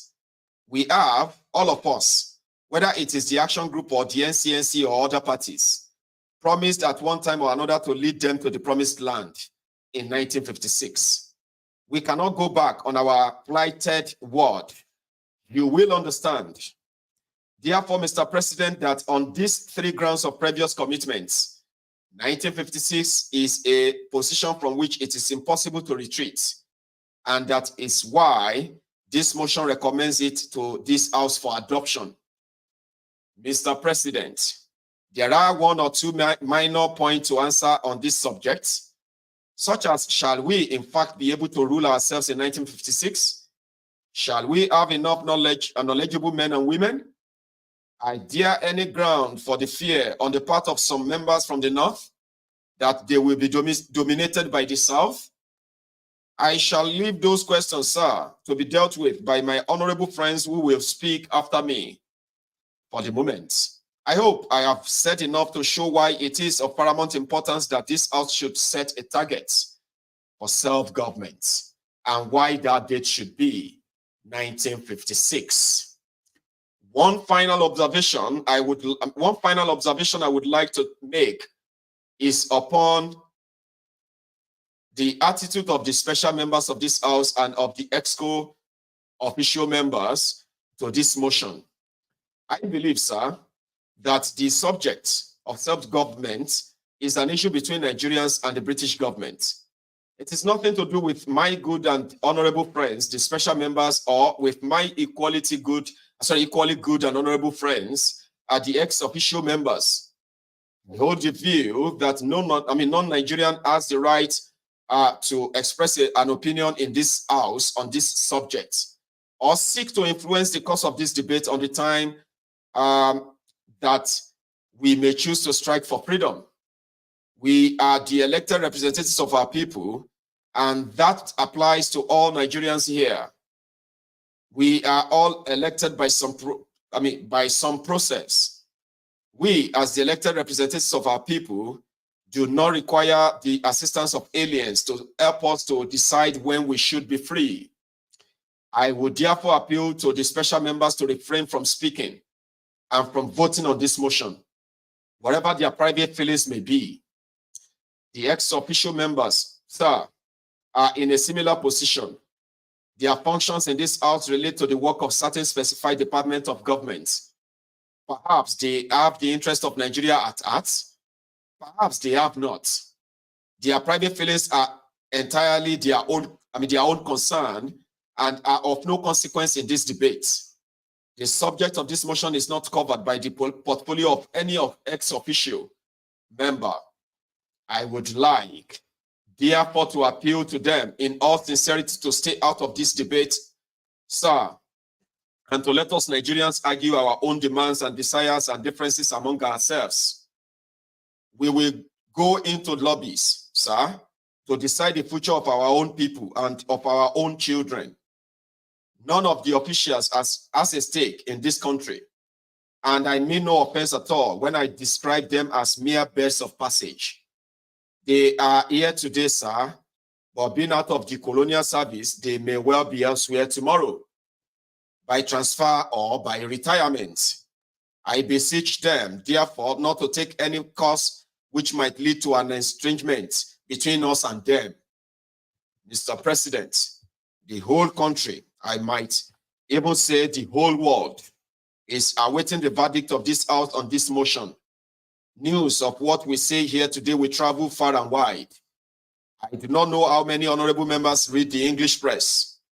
They may have noticed in the Daily Telegraph an account of the debate which took place here last week on nudity. I am sure that any honorable member looking back now and reading an account of that debate will feel thoroughly ashamed of the decisions of this House. I appeal, sir, to all sections of this House not to let us repeat the mistake of underestimating the extent of overseas interest in the proceedings of this House. Our minds are irrevocably made up on the issue of self-government in 1956. I beg to move. With Enahoro's motion, the action group had lobbied a political grid. The action group had lobbed a political grenade into the new House of Representatives, and all political parties had to take a position. That is where we are going to stop the reading today.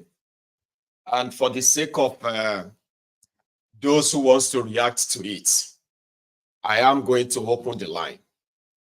Listen, when you are reacting to histories like this, ideally, you should be telling us what you have learned. I have learned this now. Now I know this better. Now, in fact, I am not reading this to you so that you can come here and inherit or renew your hatred for one another. We all know that there is already existing prejudice, bias, hatred towards one another in that contraption. The purpose of reading this book is for you to have an idea how it all started and why. And if you listening to me right now is going to show that you have learned something, it should be what you have learned from that history, not the hatred that you have possibly reignited. A lot of you read the history because you just want to reignite or revalidate your hatred towards one another. We know Nigeria is not meant to be a country. We were all countries before this contraption. The interest of those who brought this contraption together and those who have been driving the agenda of one Nigeria, we know it. And the reason why we must make sure that when we read our history, we learn from that history. Don't ever be a prisoner of history, okay? I would never hold anything against any Igbo man now because of whatever Nnamdi Azikiwe and co did. I'm not going to hold anything against you as a northerner because of what Fodio, Fulani, and then Hausa and the rest of them did. No.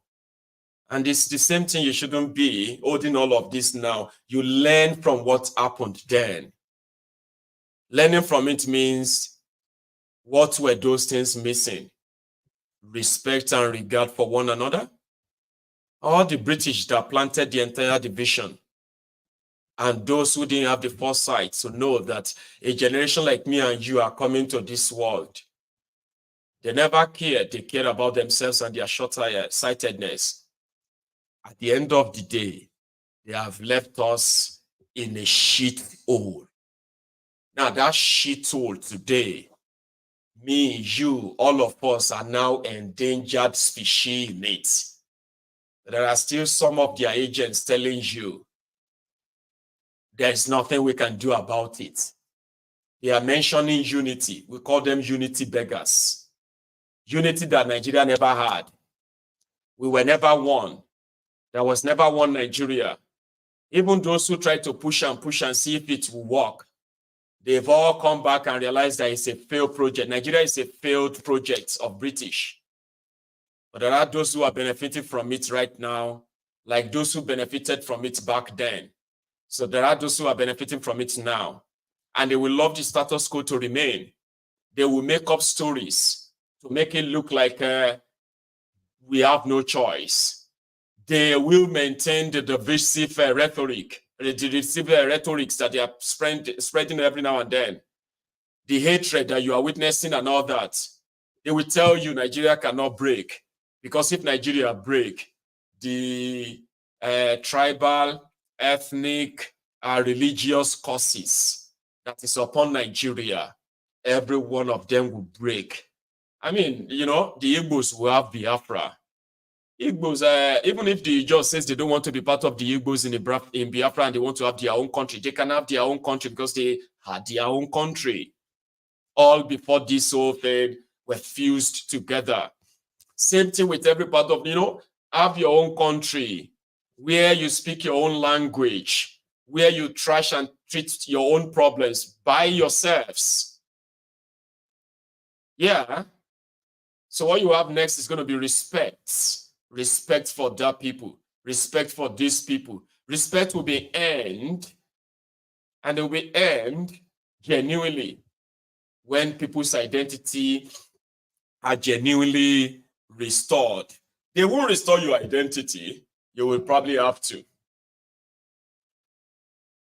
drag it out and get it yourself. So yes, I am going to keep the line opened for those who probably want to contribute to this or maybe add something too, like we normally do. So I'll keep the line open, like I said, and then you can call in if you want, okay? So yeah, we can all still live in peace, like people say, but we cannot live in peace if our identity are taken away from us and the wrong one is foisted on us. Nigeria identity is an identity of oppression, identity of supremacy. But that wasn't the identity of, that's not the identity of the Yorubas. That's not the identity of the Hausas. That's not the identity of the majority of the nationalities in Nigeria, except the Fulanis, who came in to come and enslave the Hausas, took over their land, took over their everything, and then foisted all these years, so foisted their idea, tried to foist another identity on them. But before Nigeria, there was no supremacy of Igbos bigger than Yoruba, Yoruba bigger than this or that. No, everybody's just, they were running their own things. Dear brother, hello there. Hello, good morning, Maiyegun. This is Festus. Festus, Baba, how are you this morning? I'm doing well. Great. I was actually going to ask you what your take was from the reading you did yesterday and then this morning, particularly about the Governor General Bourdillon and his creation of East and West Nigeria. My view is that for the first time, I now understand the evil that British colonialism truly represents. It's beyond they are taking our products, they are taking our resources. They actually came and planted this tribal division intentionally so as to at least get us all together and keep their own interest longer than after independence. It makes me sort of boiling from inside. But like I said, I'm reading all this to be a better person, not to inherit their enmity and all that. You get what I mean? Because it is now I kind of understood the evil. Baba. Yeah. Why is it that when you look at the Yorubas under the Oyo Empire, right, and then the Benin Kingdom, there might have been a few, wars back in the days. Well, why is it that I would probably think maybe we lived peacefully amongst each other, but why is it that there isn't any tribal or ethnic animosities among those two ethnic group of people? Well, like part of what I read in that book and some others as well, Festus, we heard that except for a period of unrest, especially in the Yoruba land, where people kind of, invade other communities and in times of war and all that. I say except for that, right? Yorubas and the Benin Kingdom, the Oyo Kingdom and the Benin Kingdom, they had a very, very cordial relationship. I mean, they both knew where the stretch of their kingdoms. To the point that they were actually, apart from the historical one that, Oduduwa's grandson who was sent to Benin and all of that, right? Apart from that, they said in the recent times, as recent as, let's say, 17th, 18th century, right? These two kingdoms existed and they were trading. They were even like exchanging, what do you call this, this thing called a students exchange that they do today. You bring the Germans to Nigeria and you send the Nigerians to Germany. Benin and the Benin and Oyo Kingdom at the time, they were so close enough. There was never any animosity. And I believe it's because of the proximity, the closeness to one another, I would say. Could that also be the same thing that we might have had with the Nukwe and Hausa before the Fulani invasion? Because I don't know of any historical war. There was no record of Hausas and Yorubas having any war history. There was never a time that the Nupes had a problem with the Yorubas until the Fulani came, indeed. And then it was like until they were stopped at where they now call, what's that place called in Niger State today? They were not even, I know there was a battle at all. They were in Niger. There's a place, the border between Niger and Ilorin. Is it Bida? Oh, Jeba. Okay. Jeba. So it was around that area, Bida, Jeba, and as you are coming down south, that was where the entire war stopped. And it was all the Fulanis, instigating the invasion of communities and all that triggered that war. And it wasn't a direct war between Yorubas and Nupe. No, it was a Fulani war. Okay. Just like after they passed through Ilorin and they wanted to kind of move down. So we had to push back. Well, historically. Last question. What's your thoughts on Nnamdi Azikwe, especially the fact that he grew up amongst other people? He lived in the north, he lived amongst Yorubas in the southwest. And that statement he made, the God of Africa created the Igbo nation to lead the children of Africa. You remember you said that yesterday. So why did he allow himself? I know this is my view about Nnamdi Azikiwe. Number one, right? He happened to be at the end of it all, Baba. Azikwe happened to be who I can describe as a cash and carry selfish man. And how? You see, he started off as somebody who came from a very tough background, trying to make it all through. He got to a point he blackmailed his father, right? Until his father had to give him all his money to send him to America. So when he came back with the idea of, one nation and all of that stuff, like you said, being raised from here and there all over Nigeria, is a textbook definition of somebody that could have, led that, that new country unity. But there's something. He had a very troubled sort of adult life. He was always wanting money and he lacked so much of it. So that gave room to those who they said accosted him on his way back from America in the UK. Now, this is not even me trying to excuse him away, but I just want to say what he later turned out to be, and what they made him turn out, what they make him turn out to be, or maybe that's actually who he was meant to be, Azikiwe, was that the moment he left that UK and he arrived in Nigeria, his assignment was clear. Do all you can, okay, to divide that South. How would you do it? First, he started the rhetoric of making one tribe feel superior to the other. This was so alien. This was so, it has never happened in the entire Western region or the entire Southern part, even when they got fused together, until Azikiwe returned in 1935. Baba? And that was when, and you know, of course, it started kind of like, yeah, it's like a court. I mean, no, it's like somebody who has a great impression on people, young people most especially of that time, right? Educated, just back from the America, Pan-Africanist, or he's a leader, and kind of. So he was able to attract a lot of them and started making them feel superior to the other, specifically the Yorubas. And remember, the Yorubas were far ahead educationally, but they had to make it look like it was the fault of the Yorubas, right? That the Igbos were behind, not the British who plotted it that way. So Azikiwe decided to appeal to what, I don't know, and it worked for him. You know how? He was able to convince some Igbos of that era that they were actually better than others. At first, they felt like the Yorubas who felt like they were better than the Igbos, actually they were not better, we are equal. Then they kept pushing it and pushing it.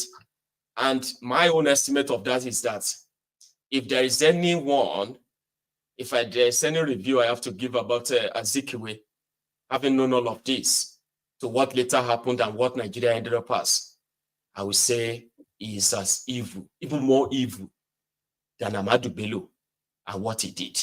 That would be my view, based on the available facts, because he ended up actually losing out in a scheme that he was the most brilliant, sort of, the most prepared and the most equipped to lead such a nation and give that impression of, okay, one Nigeria, right?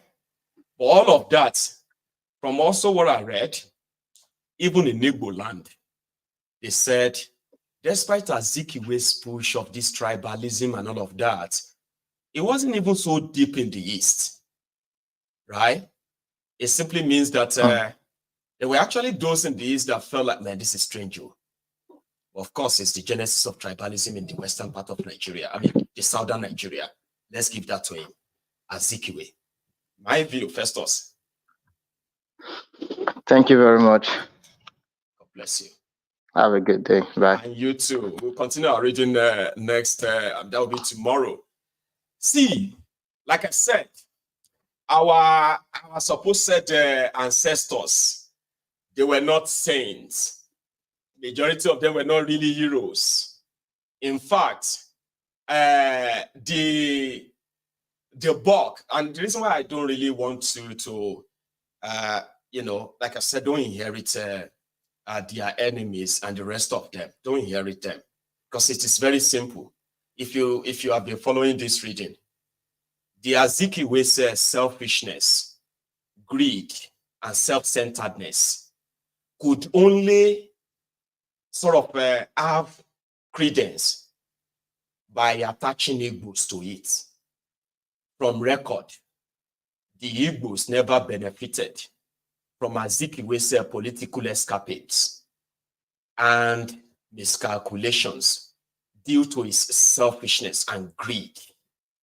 I don't know, they said that he was in debt, or he embezzled money of his newspaper. And because he embezzled money, he was to go to jail. I don't know how true that is, but we'll find out later. Sorry, my caller. I don't know how true that is, but the British got him. The British wanted a divided South. They needed somebody to do the job. And what that person had to do was to turn one tribe against the other. Okay? He started making the Igbos that have been living in Lagos, including Azikiwe himself, who was raised in Lagos, born in Zungeru, raised in Lagos, Onitsha, back to Lagos, Onitsha, and all that. Azikwe knows that there were thousands of Igbos who were also born and raised in Lagos around that time, schooling in Lagos as well. So he started making them see everything that the Yorubas or the Yoruba political class or anything they are involved done to them as being done to them because they were Igbos. The Yorubas hate us. Awolowo doesn't like us. Meanwhile, the Igbos were schooling in Yoruba in Southwest. They were being, they were being schooled in different parts of the Southwest, so to say, like massively. It got to a point whereby the enrollment in the Southwest, the enrollment in Western region to schools between the Igbos and the Yorubas was like 15 and 18 ratio, 15 to 18. Igbos 15, Yorubas 18. But you could only use that, oh, they hate us, so don't trust them, they hate us. So the British have told me that they hate us. If you know the plan of Awolowo, Awolowo is planning to do this to you, to the Igbo, so he is planning to do that to the Igbo, so. And the guy is a newspaper journalist. He has a newspaper, just like the media, social media we have today. So he could put anything up and publish it. And he was doing all of that under the very careful guidance of the British. You heard all of that. You heard that here now. Well, let's hear this. Hello there. Yeah, Maiyegun, this is Iruk. How are you doing? Good morning. I'm very well, Iruk. How are you today? Yeah. Too? Good. Yeah, good morning to the viewers. I wish everyone happy weekend. Based on the history you have been reading, though I have been off and on, from everything you have read, I'm with you. The first point we have to point out is that some of our problem is caused by the British because they did what they call divide and rule now, divide and conquer. So, and that time in Africa, people's mind were still developing. Because if it is now, it's not going to be easy now. Because now a lot of people, there's so much information. Now if people tell you something, you can quickly go and research for yourself before you even believe them. People are not blind now, unlike then. So sometimes, if you look at it, part of our problem is from our side, then part of our problem is from the British. But since those people who have gone and see how those people develop their place, so my question is that why don't you start thinking like them and start doing your place like that and start developing your people? But one, do you know why I like Yoruba? Because even when I was growing up, I wanted to go to my school in Yoruba land. But just that I couldn't see, I have people in Yoruba land, but just that time, as a baby, now when you talk, they will say, shut up, why don't you stay in the East? So that you can understand why are you going to other places to school. But I like Yoruba because Awolowo really tried for them compared to Zik. Zik, I don't like Zik. There are because many Igbos who didn't go with him. Yes. You see, when when the Zik movement got banned in 1951, and he came out and he started lambasting some of them arrested. A lot of them actually call him a betrayer. And to that point, a lot of people believe that he's actually not a real Igbo. I have historical part where people felt like it's not real Igbo. Yes. Even the Biafra war, Azikiwe sabotaged Igbo. He sabotaged Igbo during the Biafra war.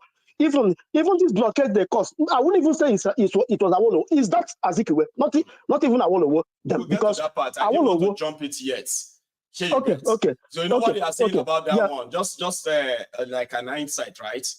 By the time they decided that they were going to, Awolowo ordinarily was no longer inside the Gowon's government when he decided to go to that war, right? When they now decided, when they decided that they want to, they want to do food blockade. They said Awolowo suggested it. It was actually one of the numerous propaganda that has come to stay. I'm going to get to that part. Yeah. And the other part as well is also where they said that 20 pounds was given to every Biafran that returned. That is not only the story.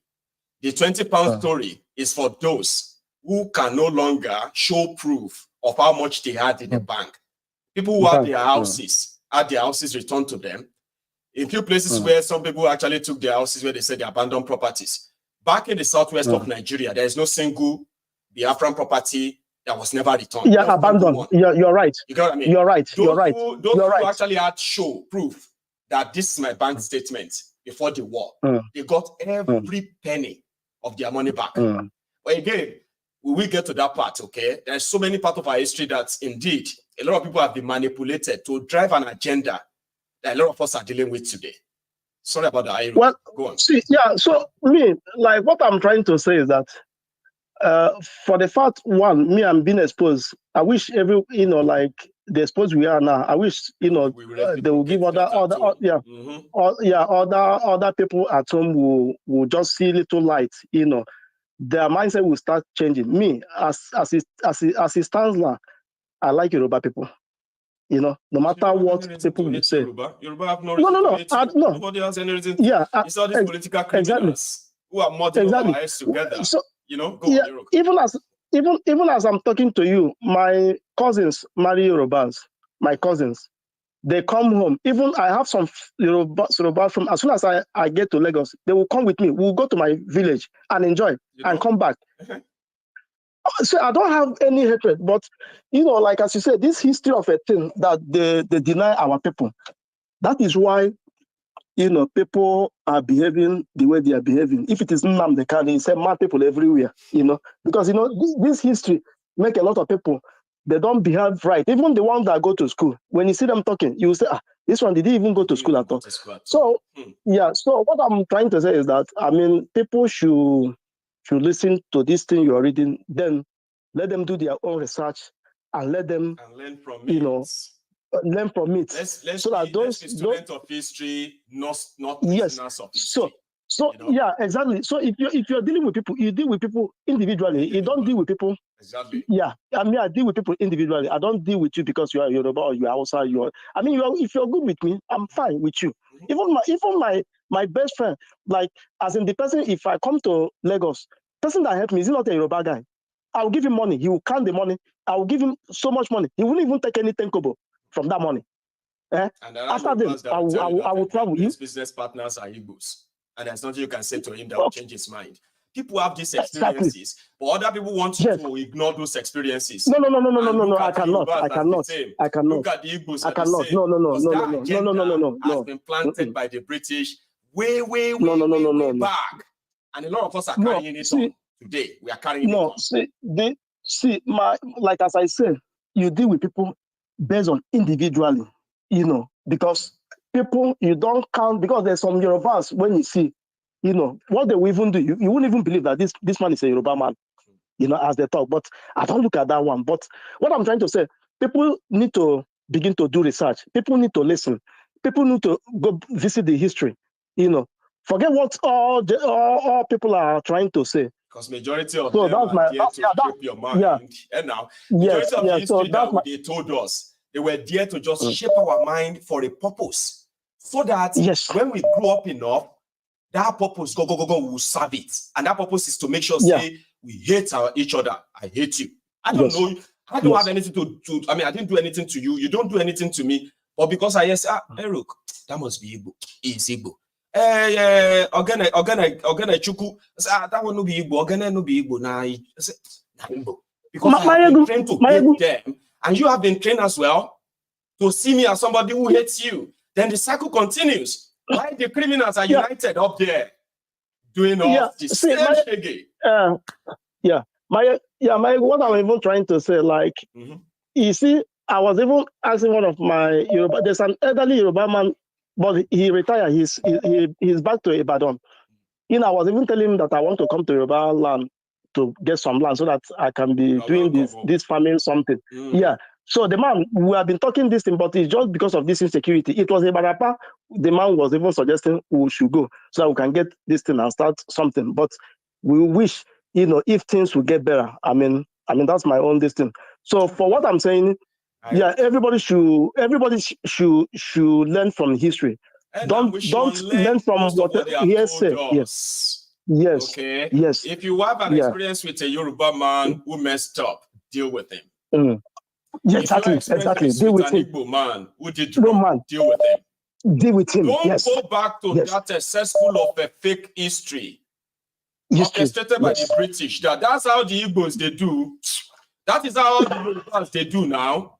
I have been told before, so the Yorubas they do. But how many Yorubas have you met? Exactly. And how many Igbos have you met, my brother? You met. You get what I mean now? So if we begin to kind of imbibe this, manipulating us, using us for this their tribal ethnic Olympics, will begin to reduce. And once they reduce or stop, they've lost that power over you. They have lost it over you. Nobody can now come and say, hey, have you rise up? Oh, these people hate Igbo. If all the Igbos, we need to fight. Oh, these Yoruba people, who hates you, man? Will you stop shouting? Nobody. So we need to stop and make sure that doesn't work on us anymore by reading the history as exactly. Yes. Yeah, thank you. You. I just want to thank everyone. Yeah, please share and likes and subscribe if you haven't done that. You know. Yeah, everyone should have a wonderful weekend. Thanks. Too, okay? Bye-bye. You take it easy, man. So I've got another caller. Hello there. Hello, MG. Hello. Long time. It's been a while.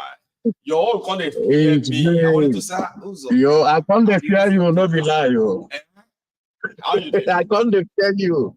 I've been calling for ages for MG. Baba, you know, Baba, both night and afternoon. You know something, eh? You know something.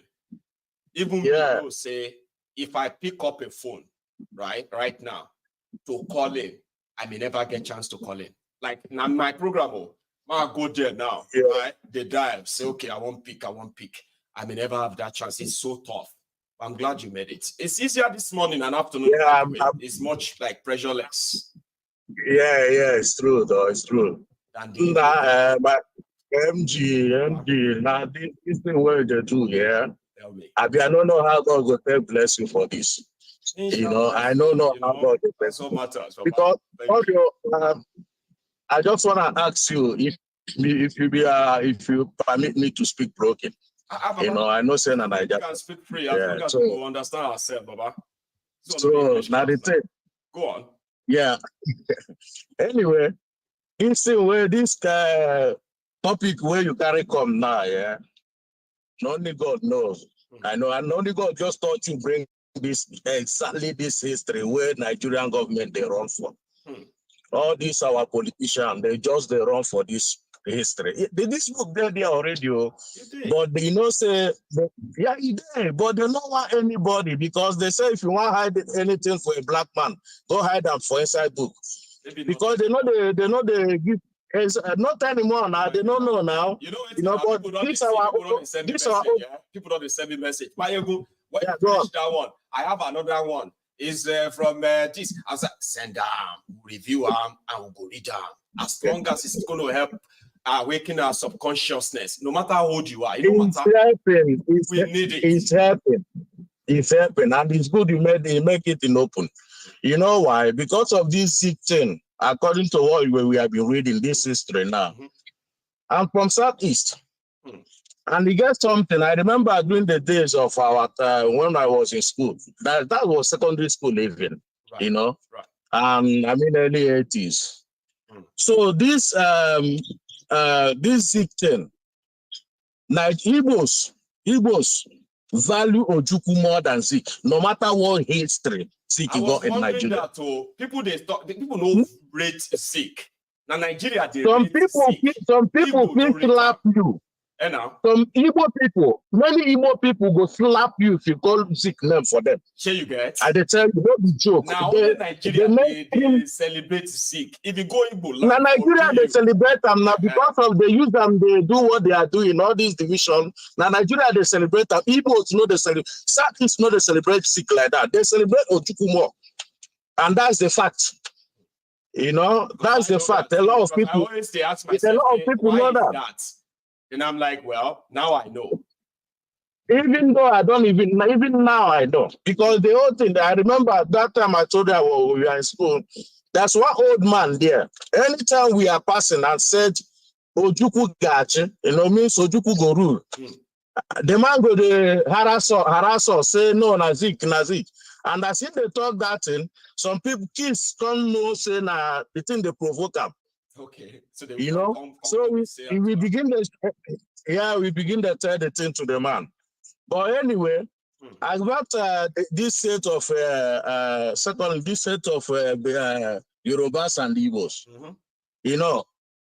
now as you said, now any Yoruba person where you meet, where fuck up, you treat him fuck up, deal with that. If you meet any Igbo guy where you they do something with he fucked up, deal with them. Call a name. Treat the fuck up. This. Are they now you do this one? No be Igbos. See what you do. Yoruba. No, now they did something. Hold him. Exactly. Just do something. Hold on. Let's begin to kind of like imbibe that in our That's not so it be before. That's so it be before. No matter all this safety, now this time the thing comes the worst. And you know why? Because we've been talking about this both obedient. You know the reason why it can't there like that. When you prosecute an innocent person, it provoke anger a lot. Because of P2B come out for election and they begin this ethnic bigotry as and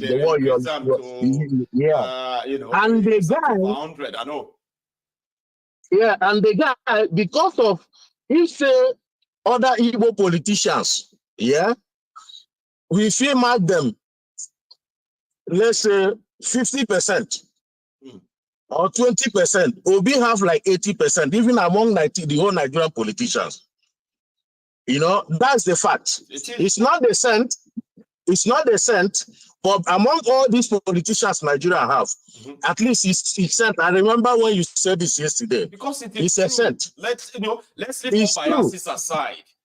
See, people are abusing him because he no be cheap enough. Can you even do that? So the thing met a lot of people, brought anger towards a lot of people. Let's say Narocha Sokorocha, all those Okalo, all these people na Igbo. You see that nobody go talk. You see all this Wahala, nobody go talk for Igbo land. They no go talk. Now few people, they still get followers. Few people go to defend them, but it no go be something like generality. But because of this man, P2B, he not be saying one die for politician, he want be president, he want die for that one. But the insult where they carry come just because of income out, the thing just provoke everything, and the bigotry where Abadorians they use. Even some people will not be Igbo, it depends.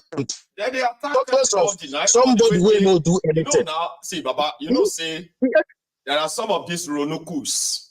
Not even some, all of the Ronukus, right?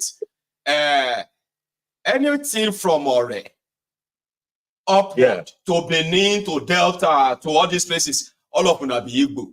If you like, you can say you be Niger Delta, you be Ijo. They have been conditioned, right? Have you seen somebody will say no be small Pekino, Papa of 61 years? I say, he's not Igbo. You're just saying all nonsense. This person is from Delta. That's why. You know what you talk? A old man. They are all Igbo. Got this Delta. It's just a description. They are all Igbo. I say, you see, intentionally, because the tribal malign everybody. Just malign everybody. Put everybody in the man. But anyway, this book, where is the read? Baba, carry on, or if that is another one, because I don't know whether you don't finish that why we struck. That one, we go right back to that one again. Which one? This one? No, the why we struck. Oh, why we struck. Well, that's another one as well. That's another very deep, thought-provoking one too, Mazi.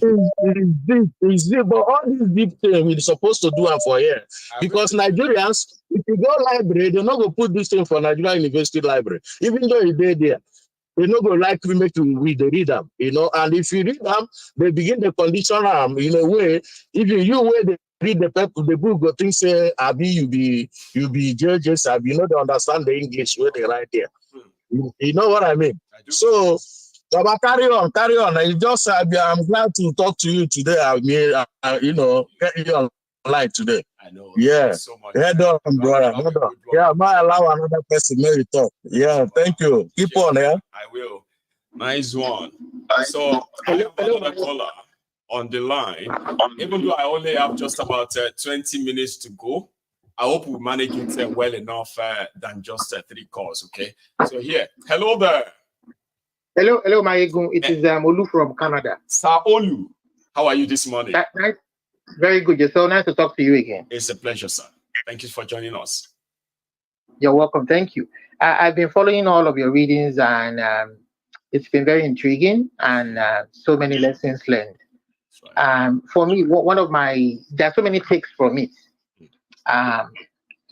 For me, one take is the fact that it is no surprise that the United States of America today is the greatest country on earth, and the most prosperous.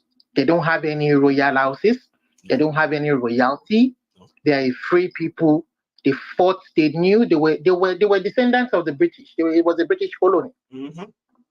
But they knew that the only way to break free from the crown was to fight for their independence on their own terms. And luckily for them, thankfully, the French, they were able to get an ally in the French who was competing with the British at that time in history. At the time too. And today we can see why. You can even see why the black slaves, even when slavery did not become fashionable anymore, you can see that of all the white man's country today, where you have blacks living or have lived as descendants of slaves, you will see that the country in which they are most, how would I put it now? They seem to be more free, have that freedom is the United States of America. Not even every other European countries and the rest of them. So there are so many books. You see, there are so many things that have happened all at the time in our history. The Jewish situation, but I would say that the white men have a lot of hand in what is happening. See, it is their modus operandi. You can see that they are not there for your interest. They are not there because of you. Right. They are there because of themselves, and whatever they can take, they will if you allow them. That's right, and you know, there are so many books, and there's one man, Miles Monroe. He has passed away now. That he's a minister in the Caribbean. I think I don't know if it's the Bahamas. Okay. He did a lot of preaching and teaching on the black race, and because they were descendants of slaves in the Bahamas too, and how they came to be, and see, the whites have always believed that they are superior race. You see that part where they converted the slaves. I wanted to say, is it converted the slaves? I just call them the freed slaves, and their freedom is hinged on helping the missionaries to help convert other, winning souls. I mean, that's true. Yeah, it's not surprising. Even when they were declared free, all over in the US, so it wasn't totally free. Other Negroes. And their souls. They were still dependent on them. Yes, they were still dependent because they were still working, and they were being reimbursed for the work they do based on the terms of the white man. So there were so many things that went on that I will tell you that the first people who first sailed to Africa, West Africa, the West Coast, from what I learned from Miles Monroe, were the Spanish. The moment the Spanish discovered that community, and they were able to get slaves to come and work in their plantation in Europe, all other European countries started to follow through. Portugal, Britain, and it became a competition. They saw the black and the rest. They saw the black race as a less intelligent, they were more that the whites were more superior, and this was inherited from the Greeks. From the Greeks, when during Alexander the Great, because they believed in so many gods, pagan gods, and this filtered onto the Roman Empire, and onto when the Roman Empire broke into pieces, and we have pieces of that Roman Empire, and they maintained that even when they claimed that they were a Christian country, they still maintained that oppression. That storyline that they were more superior race than we were. They saw the black man as a lesser race. But to another crux that I picked up again is the fact that every action that some of these our people did, like Akintola, Nnamdi Azikiwe, the Fulanis, and the rest of them. H.O. Davis. They mentioned that man's name so less. And that's after Abat Macaulay, another very important figure in the drive to the rise of the nationalists in Nigeria is that H.O. Davis. That's right. And what I'm trying to say is that all of their actions are actions that you will consider treasonable felony, treasonable in nature. You would never see in a white man's country where they will perform such a act. Even when you lose an election, you will concede. You will, for the sake of the progress of the country, you will concede, and then things will move on. If they find you doing such a thing, it will be considered a crime against the state, and then you will face in the US when you will never see. That's why Trump they are on his case right now. What they tried to do, insurrection and the rest of it. So somebody like Tinubu, when you are being used not to concede an election that you lost to your fellow countryman, where it's a fellow countryman now, regardless of ethnicity, it is a crime against the state.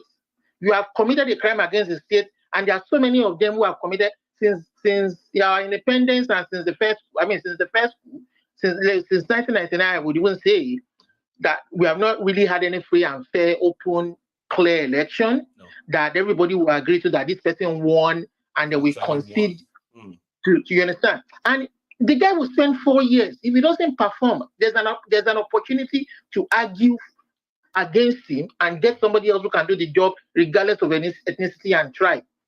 You understand? So it boils down to our foundation. The British, the French, they will encourage that really means our country is not independent system. And then they knew. Yeah, that means their allegiance is not. They knew. Their allegiance is not to Nigeria. No. Their allegiance is to the British or the French government that they are colluding with to hold on to power so that they can hold on to our resources, continue to subjugate the people. Right. So until we realize that we are not truly independent and that these people are taking advantage of us by distorting our society, by making it unworkable, ungovernable, because a few people and indulging unelected criminals as the representatives of the people for further exploitation. Because majority of those who are ruling Africa, we know they are not really elected. That's right. Force their way in. And the imperialists will never allow that in their country. No, you can't force your way into government in the UK or America. No, it's impossible. That's right. Because they know Africa, that, and this guy shield them. It's crazy, man. They know that it will.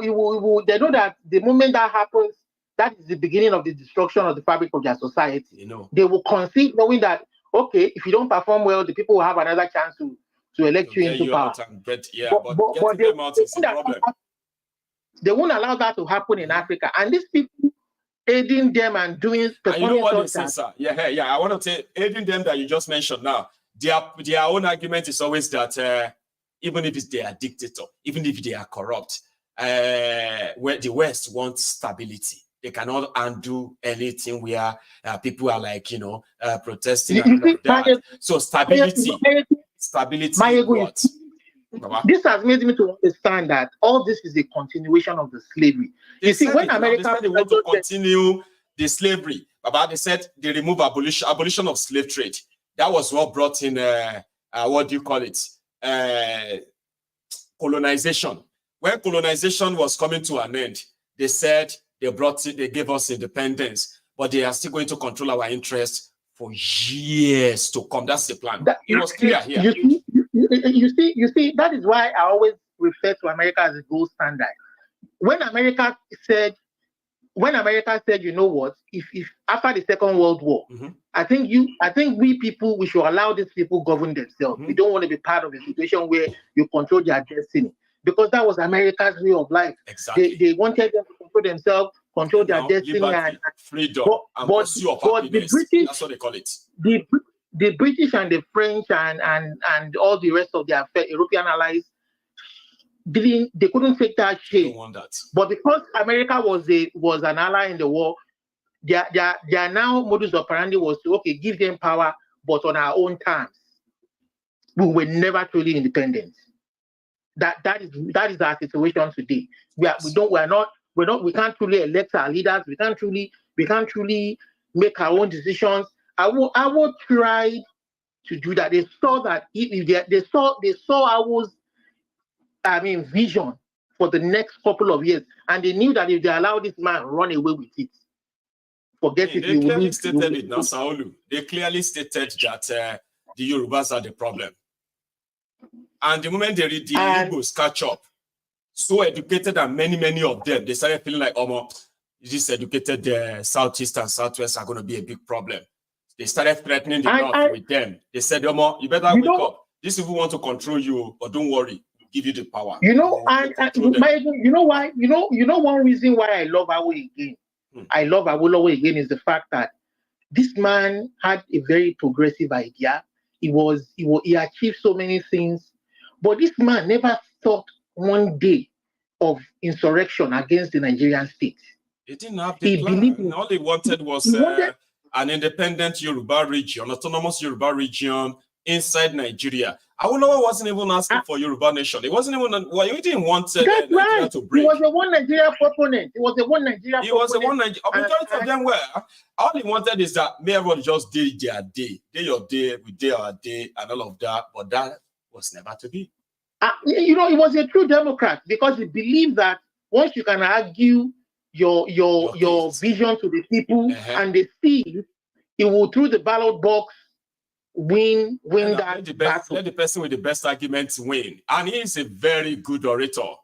He will sit there and he will listen to others arguing with him. Man, it was such glorious, good old days. But I have some videos of Awolowo and his guys. I don't see that anymore. And you know what? And then the Baba himself got fed up when he saw all the games they were playing and was like, you know what? And Yoruba not let him detail me. That's what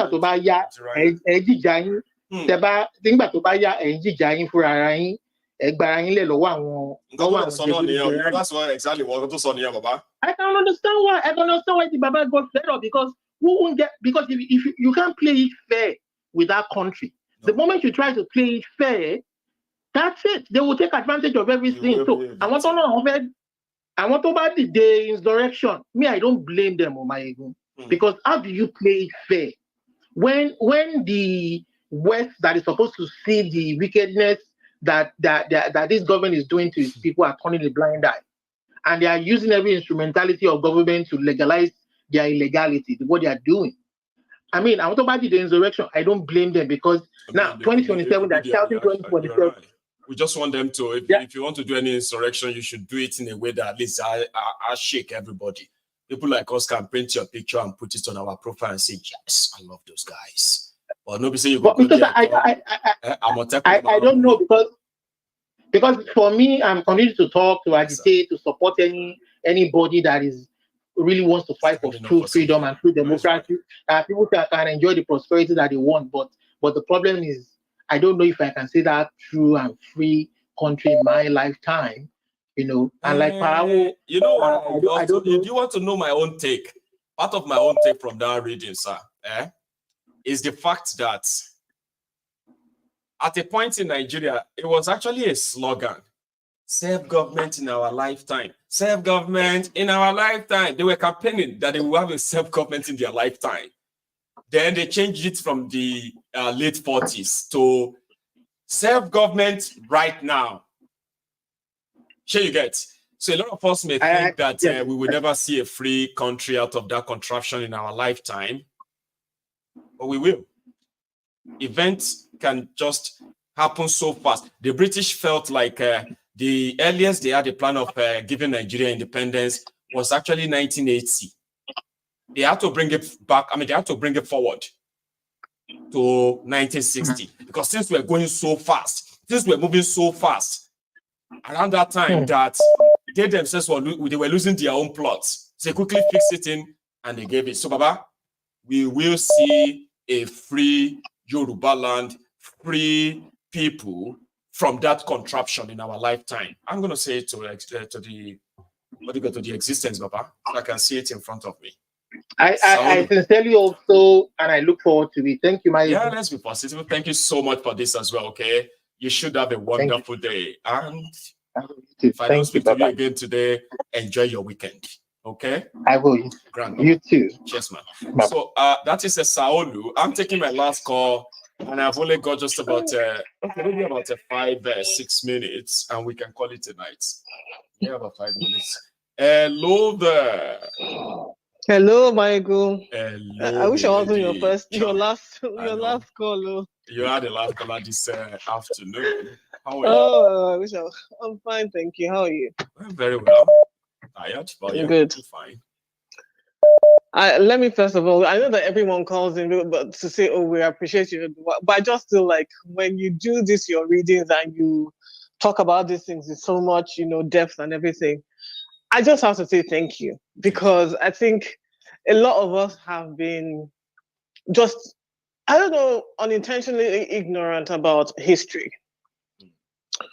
Maybe because a lot of the educators have been intentional about keeping us in the dark with regards to our history and not allowing us some critical thinking around our history.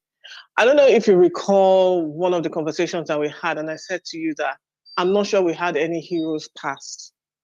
I remember. This is exactly what I'm talking about. To Nnamdi Azikiwe, every other person that agreed to this contraption. Because I feel like the argument should never have been about giving Nigeria independence. That should have never been what they went there to discuss. I feel like what they should have been discussing is the regions being independent of that contraption, right? I feel like, because the geographical entity called Nigeria was designed by the British. That's right. So if we're talking about being independent, then we should be independent of the structures that they created, which was never to our benefit. Never. So it should never have been just the independence of the rulers or the ruling of that geographical entity. It should have been the dismantling of the structures in place and letting each region decide for itself if they want to come together and under what terms and conditions, are we going to go forward, right? That's right. In the absence of that. It was all scripted. It was all, no, absolutely. They divided the South and they united the North under Fulani. Under the most radical, and this is, I love what you're doing, I have to say, and I don't know how to say it again and again. Britain says that they are a Christian country. But guess who they are aligned with in order for them to continue what they are doing in this region? Islamic jihadists, the Fulanis. Islamic jihadists. So anyone who would carry on with whatever it is that they wanted. So sometimes I think I keep saying we need to put your platform on a global scale, because I think that a lot of people will benefit from actually looking at things from the perspective with which you put your things out and with which your callers also try to, contribute as well. Because then we'll have that understanding that when you're saying, you're voting for Muslim ticket, you're a complete idiot. Because nobody cares about you.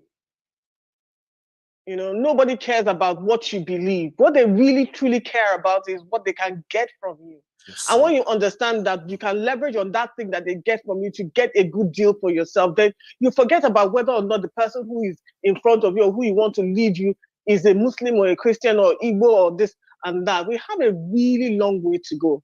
I mean, I hear it and I say thank you for the work that you're doing, but I also recognize that we do have a long way to go.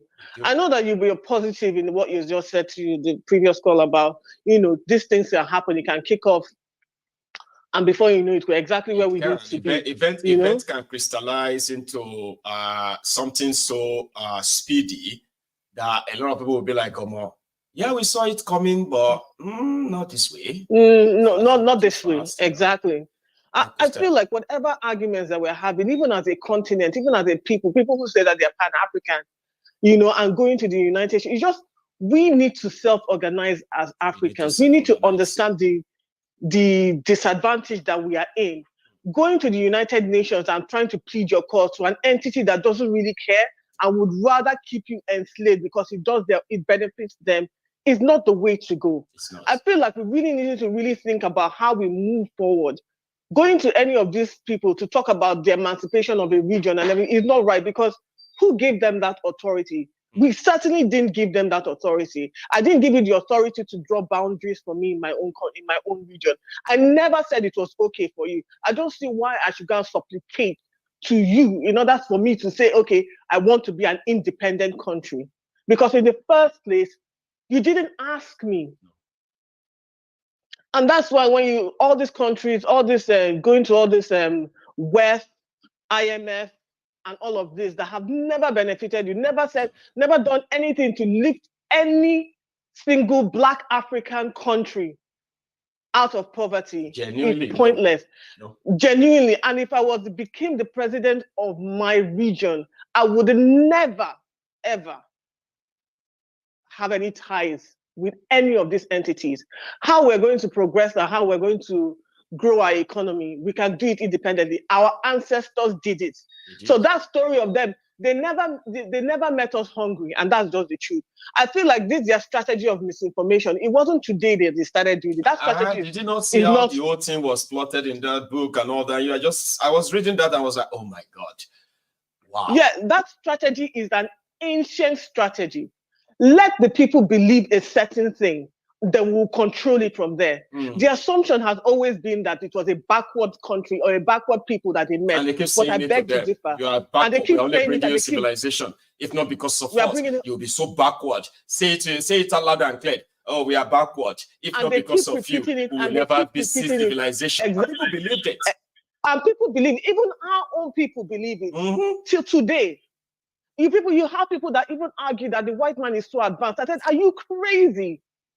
Advanced in what exactly? What is advancement in invading somebody else's? In invading somebody's keeping them captive, raping their women, stealing all their stuff, and you said they are the ones who are barbarians. You are the civilized one. How? And that's what I'm telling you, that strategy of misinformation did not start today. It is an ancient strategy. Let the people in power, even though their own people, believe that, oh, they're going to go and save somebody. Save us from what exactly? Oh, we from came ourselves. to save you. You should be grateful to us. We came to Africa to save you. You know, you didn't come to save us. You came to rob us because you are barbarians. You've made us believe that we are the barbarians that you came to save. So there's a whole lot of re-educating that we need to do to ourselves. First of all, we need to be proud of who we are. Yes. We need to be proud of our Blackness because God would have it no other way. This is the way He wanted it to be, and this is the way it is. So we need to first of all start from being proud of who we are, and then take it forward. I still feel that there still needs to be some thought and critical thinking around moving it forward. But going to go and beg any of these people to give us something that we are. God, it is our God-given entitlement. We're entitled to our own self-governance. We're entitled to our own region. We are entitled to our own resources. It should not be subject to your own decision. It should never have been subject to their decision. We still have a battle to fight, though. We do. And I think, that programs and platforms is the biggest of it. You know what they told us that, right? They said that the hardest of this whole revolution idea of a thing is this one we are doing right now, educating and enlightening the people and all of that. So it's the hardest job, Cham. It is the hardest. Yeah. That's why a lot of it is the hardest, but They are avoiding it. But it has to But be once done. the mind, It has to be done. once the mind is revolutionized, the journey is halfway there. We won't stop. We'll do everything and we have a long way to help people figure it out. We have a long way to go. And, you know, just to divert a little bit, and I know you're out of time. You know, that whole DRY, the I don't know, for Yoruba, the lady who was put herself out there. I know. You mean the dry? DRY? Yeah. DRY. You are talking about our Democratic Republic of the Yorubas. Of Yoruba land, yes. I understand that, you know, when I listened to that, I said, this is a poorly thought out, you know, whatever it was trying to achieve was poorly thought out, you know. And I think one of the callers did say that it could actually be controlled opposition. It's not necessarily that she really wants to do this, but they're looking for a way to make sure that, you know, whoever is interested in the emancipation of the Yoruba region, they're now too scared to gather. But I still listen, as a woman who has given birth, right, I can tell you that when the first wave of pain comes through, you don't shrink, you double down. Otherwise, you and that baby are in what they call it, are in trouble, right? So my point is, when things like this happen, you double down. Because what they're trying to do is to make sure that you don't double down. If you double down, then you move forward. Otherwise, you'll always be circling back to square one. You know? And the people who are laughing at, I think one true emperor called in that day and was saying how people were having a go at him and everything. He should have had a go at them and asked them to define the word citizen. And after their definition of citizen, ask them, does that correlate with your experience as a Nigerian? And if it does not correlate with your experience as a Nigerian, then you are not a citizen and you should be fighting your own. You should start, you know, thinking about, you know, your own emancipation, your own freedom for yourself and for the generations after you. Thank you so much, Charm. Somebody was there asking, oh, is that Charm? I'm like, do you really need introduction again? That voice is irregular. I will see you some other time, okay? Thank you so much for this. Thank you, Maiyegun. Well done for your work. Thank you. So this is where we're going to draw the curtains tonight. This afternoon. I'm going to go try and see if I could possibly come around there later this evening for us, all right? But you are going to see my replay from last night. If you missed that at all, it's going to come up it's going to come up next after this. I will see you later. Good afternoon.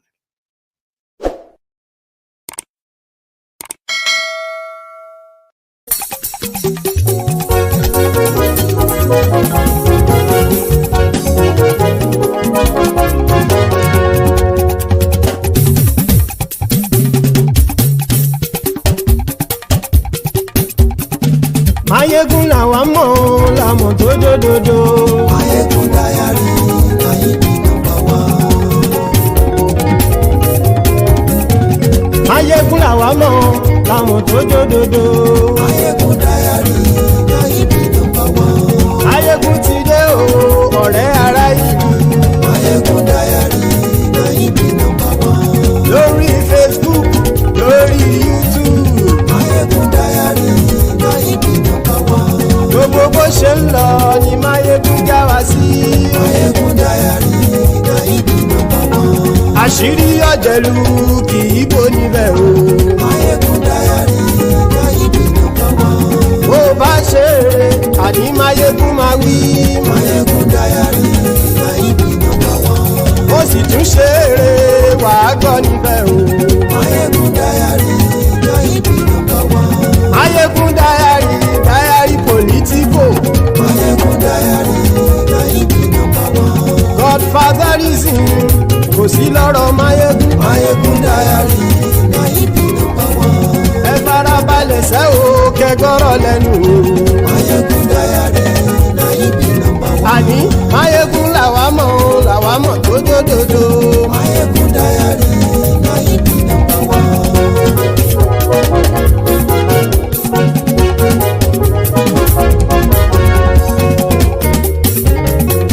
Àní ẹ̀sùn ràkì. Maiyegun ti dé. Maiyegun ti dé. Ọ̀jẹ̀lú ẹ̀sùn ràkì. Maiyegun ti dé. Àní ẹ̀sùn ràkì. Maiyegun ti dé. lórí Facebook Maiyegun ti dé. àní ẹ̀sùn làjú Maiyegun ti dé. lórí YouTube Maiyegun ti dé. àní ẹ̀sùn làjú Maiyegun ti dé. bọ́ bàbá gbé wúrẹ́ Maiyegun máa wí. àní ẹ̀sùn làjú Maiyegun ti dé. ijó ìgbádìyẹ Maiyegun máa wí. àní ẹ̀sùn làjú Maiyegun ti dé. bí pẹ̀sìdó bá rúfin o Maiyegun máa wí. àní ẹ̀sùn làjú Maiyegun ti dé. bí gómìnà kówó jẹ Maiyegun máa wí. àní ẹ̀sùn làjú Maiyegun ti dé. ọlọ́pàá tí ń darí bá Maiyegun máa wí. àní ẹ̀sùn làjú Maiyegun ti dé. aṣòfin tí ń rúfin o Maiyegun máa wí. àní ẹ̀sùn làjú Maiyegun ti dé. òpùrọ́ olóṣèlú Maiyegun máa wí. àní ẹ̀sùn làjú Maiyegun ti dé. ọ̀jẹ̀lú ẹ̀sùn ràkì Maiyegun ti dé. àní ẹ̀sùn ràkì Maiyegun ti dé.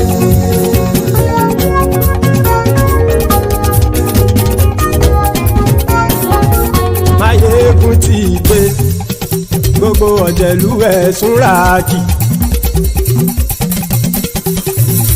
Maiyegun ti dé gbogbo ọ̀jẹ̀lú ẹ̀sùn ràkì ṣùgbọ́n ní bá ti ṣe èyí tó yẹ kí wọ́n ṣe ọmọ bá dèrò ní fi wọ́n níran o. Maiyegun ti dé.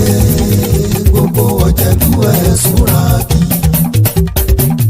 Maiyegun ti dé. Gbogbo ọ̀jẹ̀lú ẹ̀sùn ràkì. ṣùgbọ́n ní bá ti ṣe yìí tó yẹ kí wọ́n ṣe ọmọ bá dẹ́rọ̀ ò ní fi wọ́n níran. wọ́n fowó bẹ́ẹ̀ o Maiyegun ó sọ pé wọ́n ò bẹ́ẹ̀ wọ́n fowó bẹ́ẹ̀ Maiyegun ó sọ pé wọ́n ò bẹ́ẹ̀ oníkanṣá ti ṣe èyí tó yẹ kí wọ́n ṣe fáwọn ará ìlú tó gbé wọn débẹ̀ o àyè. Maiyegun ti dé gbogbo ọ̀jẹ̀lú ẹ̀ súnra kì. Maiyegun ti dé gbogbo ọ̀jẹ̀lú ẹ̀ súnra kì. ṣùgbọ́n ní má ti ṣe yìí tó yẹ kí wọ́n ṣe ọmọ bá dẹ́rọ̀ ò ní fi wọ́n níran. Kì máa yí ṣe eré ọ̀rọ̀ yìí kì í ṣe ẹ̀fẹ̀ kì máa yí ṣe eré ọ̀rọ̀ yìí kì í ṣe ẹ̀fẹ̀ ẹni bá ti lè lẹ́bọ̀ lẹ́rù o ọmọ bá dèrò kàṣà ìtú wọn síta. Maiyegun ti dé gbogbo ọ̀jẹ̀lú ẹ̀ súnra kì.